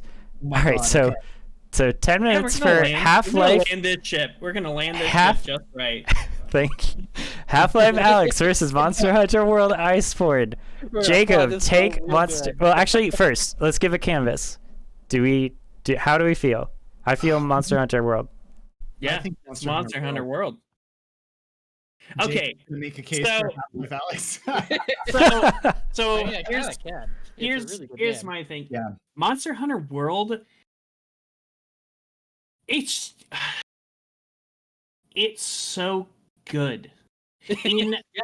Okay, so no. Let me escalate on that. Okay. I'm sorry. In a bracket where we have multiple times brought up, it's not a finished game. It's got these bugs. It's got these. Yeah. It works. It is well polished. It works incredibly well. Things are like, I don't think I've ever heard of anything being tuned or like, oh, that monster was like just crazy nuts, we had to rework its AI, blah blah blah. It releases and you play it. Yeah. Monster then Hunter it's- World. And then it No. came out with 30 hours or 40 hours of additional free content on the tail end. That Yeah. also works. That And also so did work. Monster Hunter World like literally changed my expectations of video games, like 100%. I think it brought it back. I think like Right. okay, You're so right.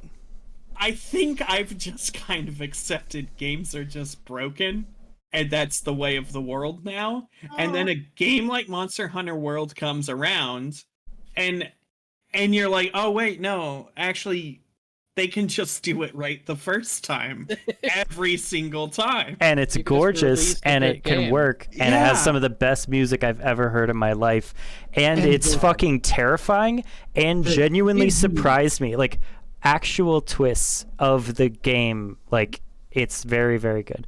Half-Life I'd like to Alex. also bring Someone up the- someone should say the something for true- Half-Life Alex to give it a fighting chance. Give me a moment. I want to bring up the fucking dizzying amount of content for Monster Hunter as a genre. Yeah. Like, Yeah. it's unrivaled. Like hey listener to this podcast, I'd like to address you Directly. directly. You're thinking about an amount of content that can be in a game right now. I love it it's when he too does little. this. It's It's- a tenth. That is not, you are not thinking large enough.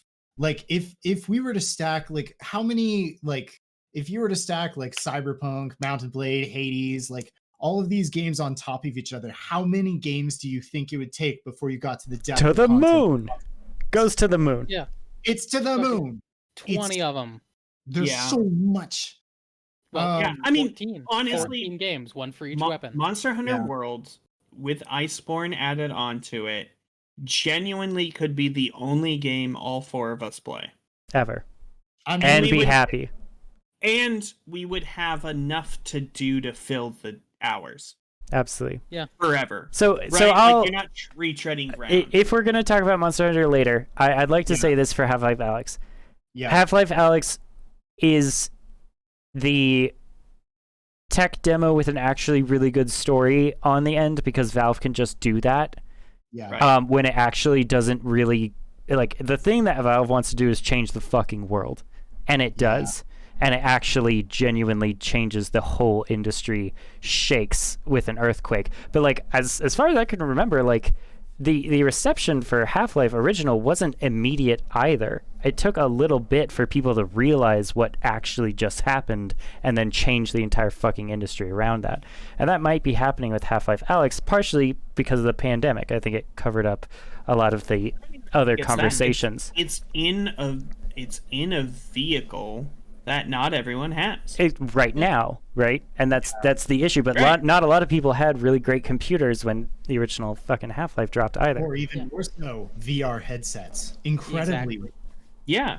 Yeah, like I think in about 2 to 3 years, you're going to see computers that can run VR become owned by nearly everyone. Headsets that aren't gratuitously expensive, And heavy and and cumbersome. games that have started development this year because of Half-Life Alex collide. Yeah. I hope so. I think Yeah. so. I think there's That- actually Just to clarify, that's what I thought, or that's To what I touch on meant that. earlier with the when I original think- Half-Life dropped for I think we big might computers. live into a world that has a new genre, which is neo retro, Sure. where it is games are being developed before the technology is commercially available. That once it does in a couple years, people will play the quote unquote retro games. So there will be people who are Alex fans, Yeah. right? They will go back and play Half-Life Alex. And some people will only play the modern VR games, but some of them will like those retro, the Definitely. originators.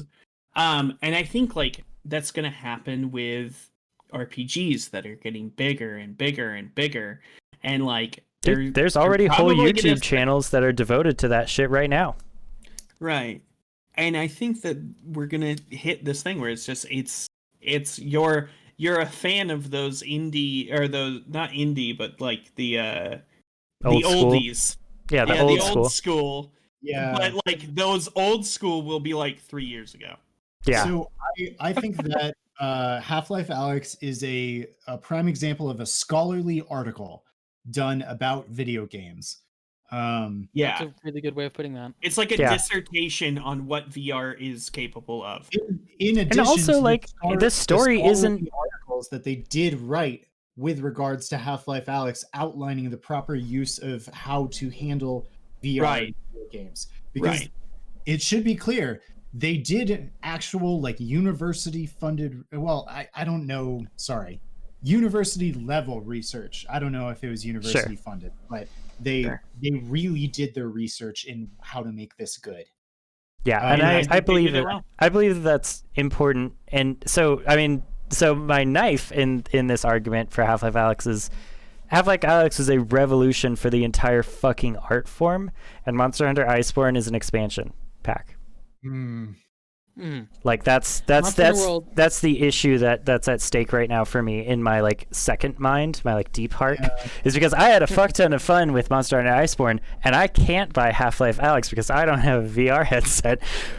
But I know that one of these is going to change the fucking future, and the other one is some extra content and a few new monsters and a new map, and it's great.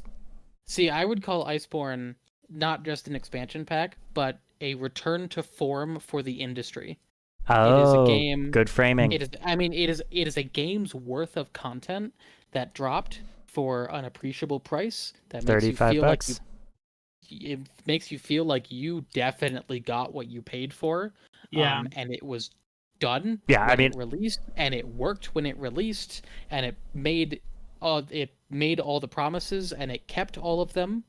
Yeah. And it was a beautiful expansion and delivery on like what a new game release should. Yeah, Monster Hunter World is a game that makes me proud to be a gamer, and it's a game that I would recommend to any non-gamer as their first game to show them what. I mean, not with the mechanics, obviously. Like you're gonna need to coach them a little bit through how to do all the fucking Monster Hunter shit, but like as a game's like attrition or sorry, you know, like I said, the value for money proposition of Monster Hunter is unparalleled. And, you know, I would put it in Dark Souls levels, if not beyond Dark Souls levels of value for money, especially for your DLC. Because I think that Dark Souls has great value for money in its DLC when it was Dark Souls original and only had one DLC. And it did a lot of Right. shit. And then they So- moved to a 3 structure where it's like, oh, each 3 of these is their own thing. And you're like, yeah, it's a new level. Yeah, it's like 2 think- new weapons, but it doesn't really... I think a phrase that doesn't exist in the industry right now, but is probably should be, is the next Monster Hunter World. Good point. Whereas everyone, oh, this is the next Dark Souls. Yeah. You know, Yeah, definitely. oh, this is gonna be the next. If I was a game developer and someone said, "Oh, this is the next Monster Hunter World," Yeah. over the moon. I don't think Celebrate. there's a Yeah, better celebratory. compliment- Happy. I don't think Yeah. there's a better compliment I in the think- industry. Mason has a good point. We do have to move on. I Yeah. want to sum it all up by if someone's first game is Monster Hunter World, they're probably going to be a lifelong Monster Hunter fan. If And somebody's gamer. first game They're going to be is a lifelong gamer. Yeah, that's true. If someone's first game is Half-Life Alyx, that doesn't necessarily mean the same thing about Half-Life. Right. So with that, I think Monster Hunter World Takes it. that wins, takes it for the semifinals, right? Yep. And Okay. So that brings us up to the final round. That's right, folks. It's Hades versus Monster Hunter World Iceborne. Oh Let- man. Yeah. Oh, So no, I designed this round specifically to break Jacob's heart. I want you to know that. Yeah. That I saw the map earlier, and I've been tailoring. If you go back and listen to the footage, I've been tailoring my arguments Yeah. specifically to ensure that I've Jacob has I've the worst doctored- fucking I've day. doctored the documents so that this would be the result. Yes, like a fucking CIA operative. Yep. I've arranged all of these A redacted planets sum. to collide No, in this to one highlight moment another- because Jacob's Oh, gonna have to man. choose, right? Um, Jacob's gonna have to choose between his heart, right, and then his Yeah. other Oh. heart because he has 2 hearts right now. my other side. His heart. other differenter heart and his mind and his other differenter industry mind that kind of knows what the right answer is, but just I don't know, like he's not gonna So- say it. I'll speak on Monster Hunter World while Jacob goes through an existential crisis. He'll work that out, and I will say Monster Hunter World Iceborne expansion, and Mason can attest to this. I used to talk about Morrowind at school in real life. Oh yeah, outside, like with friends. We used to have a map. He drew Morrowind. maps. He drew maps with crayons and pencils, and he colored it in. We used to highlight areas that we have explored for magic items and stuff. This was before the internet, by the way. Yeah, we would cross off sections we that we've covered. We cross-reference with our friends which places they went so that we wouldn't have to go waste our time exploring. Exactly. I did that at work with coworkers with Monster Hunter World Iceborne. We would talk about fights that we had the night before, new monsters that were releasing soon, new gear to go towards, time events, seasonal events and stuff. And we used to just talk about the game outside of the game. I don't do that anymore in life, and it's kind of sad. I miss that part. I miss having games so good that you just talk about it. Yeah. It's like, oh man, I had last night when we were fighting this Nergigante, so good. Oh man, and then I did this, and then I did the perfect counter stab. Oh, so satisfying. Oh, the new weapon I got off of it is so good. Blah, blah, blah. Endless conversation, and then I go home and play it. Yeah. Like, so, a good long while, that game encompassed probably, 18 hours of my day, because I just would talk about it when I'm not playing and play it when I'm not talking about it. Yeah. Will, I want to check to see if you have a big long speech, because I know me and Dixon could go big long speeches all day back and forth. Yeah, do you have something to say that you'd like to say? Yes, and it's really with regards to Hades. You all three of you know, but the viewers might not know. I don't play Monster Hunter, and I've kind of been avoiding it because I know it's not something that I want in my life. I see Monster Hunter partially as something that's a bit predatory. I think that the way that it extends content is a little grindy, and not in the good sense of the grind. And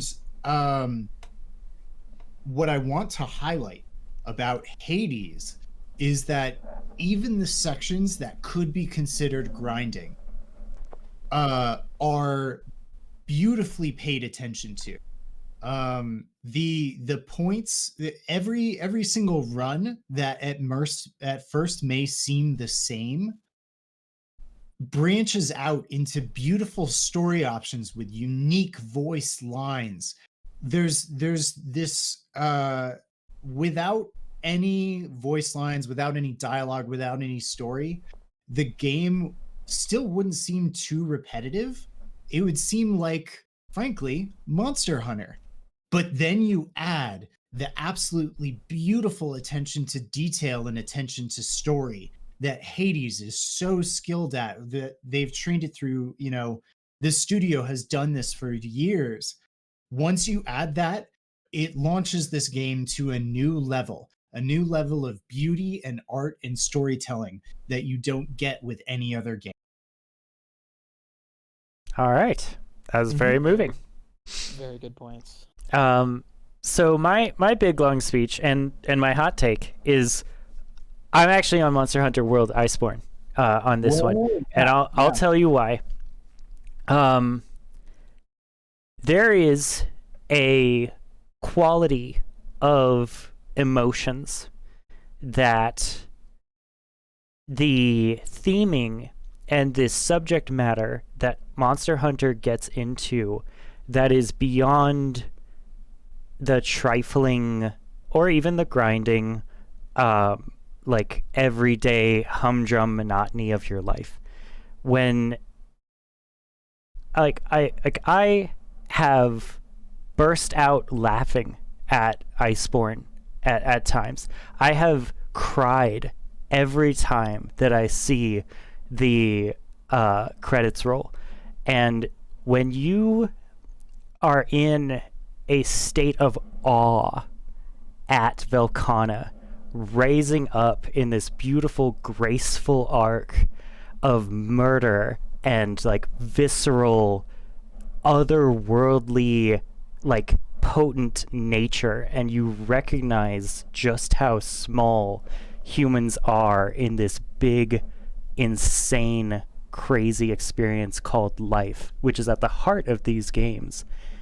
That feeling is more than the feelings that I've gotten from my time with Hades. And granted, I haven't played Hades as much, and I've sunk hundreds, I think over 300 hours into Iceborne, but there is some quality when those credits roll that makes me cry and sob from a very deep place of recognition at our place in the world and our relationship to nature and what our job on this planet is. And that is something I think that is somewhat higher on the hierarchy of emotions for me than, wow, that's a cool piece of dialogue, or oh, I didn't know I could romance that person, or oh, like this is actually really like an impactful story, or like I like how they're portraying Hades here, or like, well, you know, my relationship with my dad is somewhat complicated. And granted, I haven't gotten to those parts, and those parts might hit me with a similar nuance, but Hades is a game in a lot of really beautiful senses of that word. It is really punchy. It is fun right from the very beginning. But you know this about me. Sometimes I don't like only fun or as much fun in my game. I like bigger things to be in there. You know, the reason I like Dark Souls isn't because it's either fun or not fun. It's the thing that Dark Souls is talking about is extremely important to the human experience.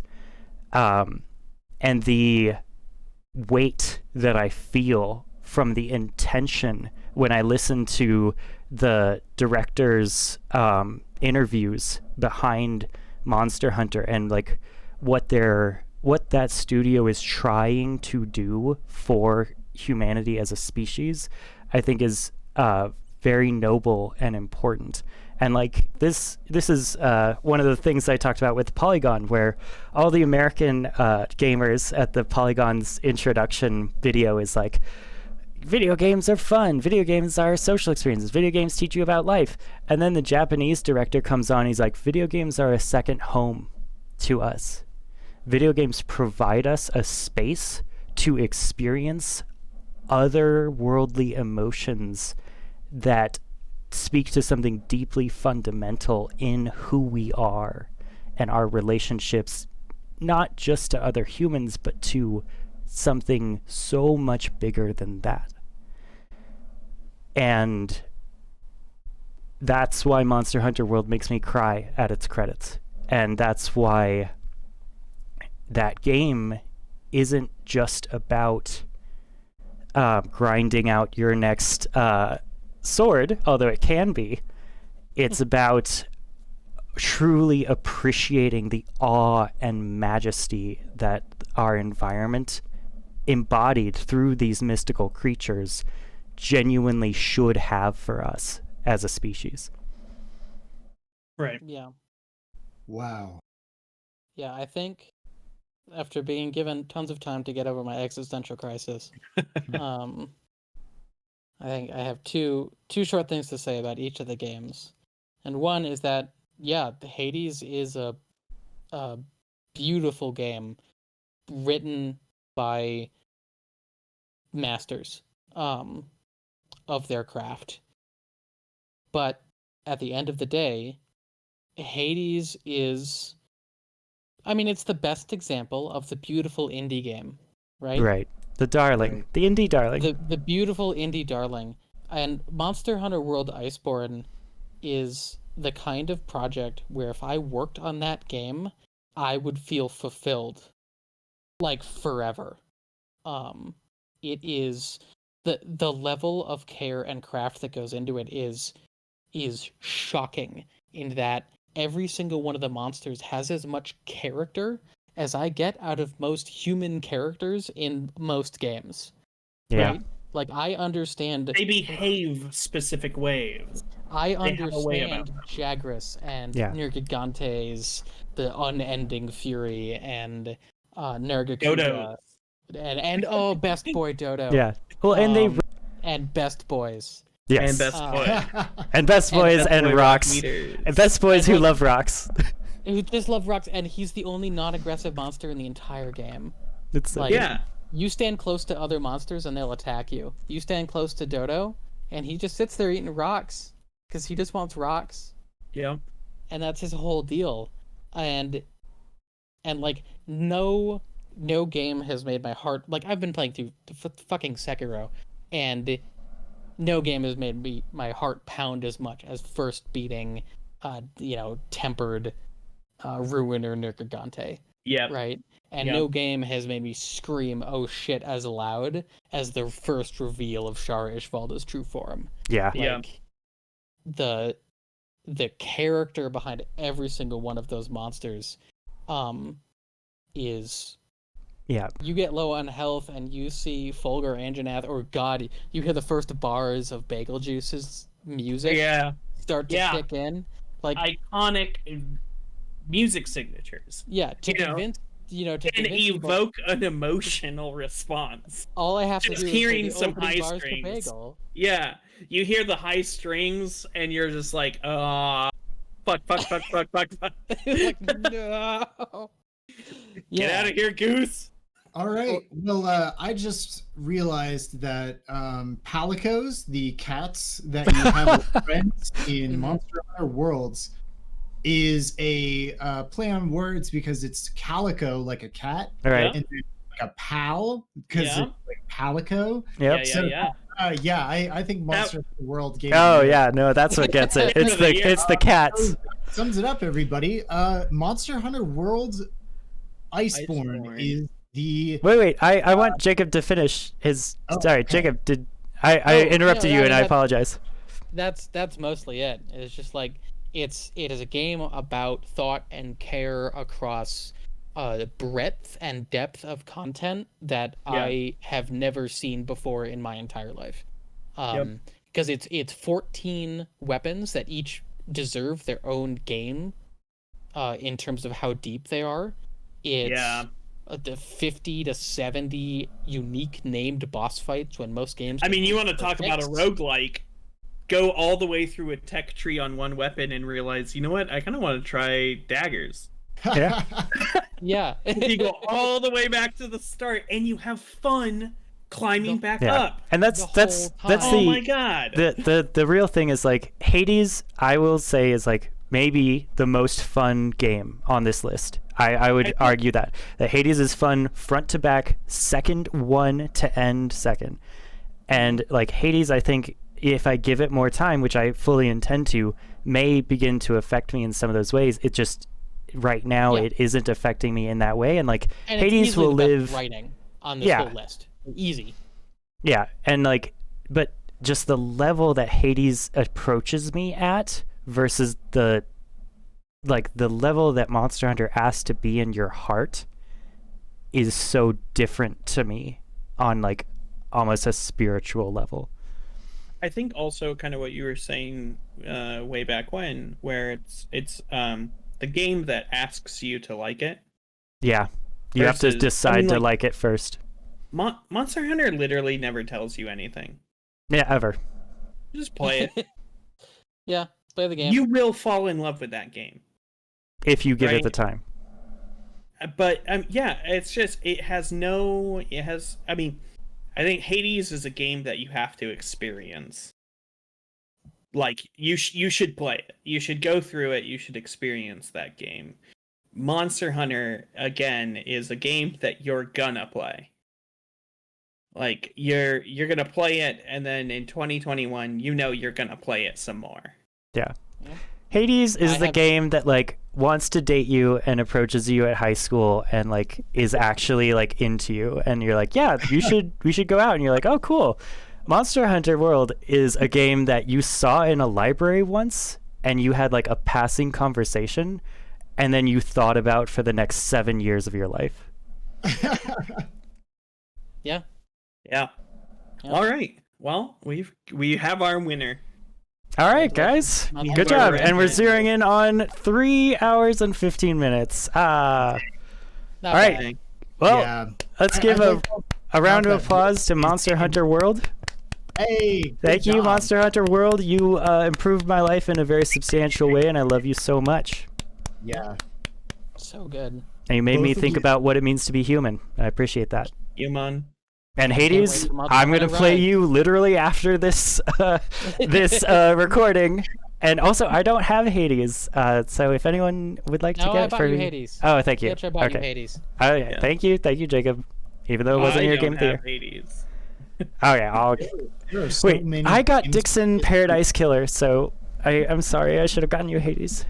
I'm excited to play Paradise Killers, GTFO, Call of Duty Warzone, Heroes of the Storm, Hades. Yeah, let's Like, take a wow, victory lap. yeah. Baldur's Gate This is 3. so Half-Life Yeah. Alex. If you have VR and you haven't played Half-Life Alex, like You should. you're sinning against Zeus. You're You're messing sinning up against the because- god Zeus and also my friend Zeus. And also my dear good friend, very good Yeah. boy, Zeus. And if you learned like any sense of like political responsibility and citizenship from Star Wars and you haven't played Star Wars Squadron, like shame on you, you don't deserve to vote, Whoa. Yeah, pretty much. Yeah, I mean, yeah. basically. Damn, Monster Hunter World. Honestly, I wouldn't have called it, but I think it does deserve it. Yeah. All right, Yeah. dude. I'm gonna As two final super cool points about Yes, Monster Hunter please that I do. didn't bring up because they were personal. Yeah. But so in Monster Hunter World and Iceborne combined, I have 675 hours of playtime, Wow. and there are 4 monsters I haven't fought yet. Wow. Yeah. And additionally, I have 4 unique pieces of Monster Hunter art in my room, yeah. and Yeah. no Hades art. Though I probably could. You could. I Hang mean, up we on could Hades get art. you some Hades art from Tumblr in a second. I bet you. But yeah, when you said you're like, oh, something personal, I'm like, oh, did he cry at the end of the credits too, or is that just me? I mean, I tear up a bit with Proof of a Hero comes on, but Yeah, I'd dude. like you know. everyone to take a look at Jacob's 2 picks for what to bring to this large context. Oh, Yeah. oh, what? Called it. It was Called yeah, it. Monster Hunter World and Hades. Well, he did write them down first. To be fair, Yeah. I was gonna write down Hades if no one else wrote down Hades, but Oh, yeah. That's fair. I had a lot of fun with mine. That's next- that's my consolation prize. I had a lot of fun. Yeah. Well, I had fun. All right, guys, that was actually really good. I'm very proud of the work we've done here. And I'm going to wrap it up. Thank you to the viewers. I know it's very long, but we only do it once a year, so that's the jam. That's a wrap. That's the jam. All right, Merry peace. The rap jam. Jam rap. See y'all later. See ya. Bye.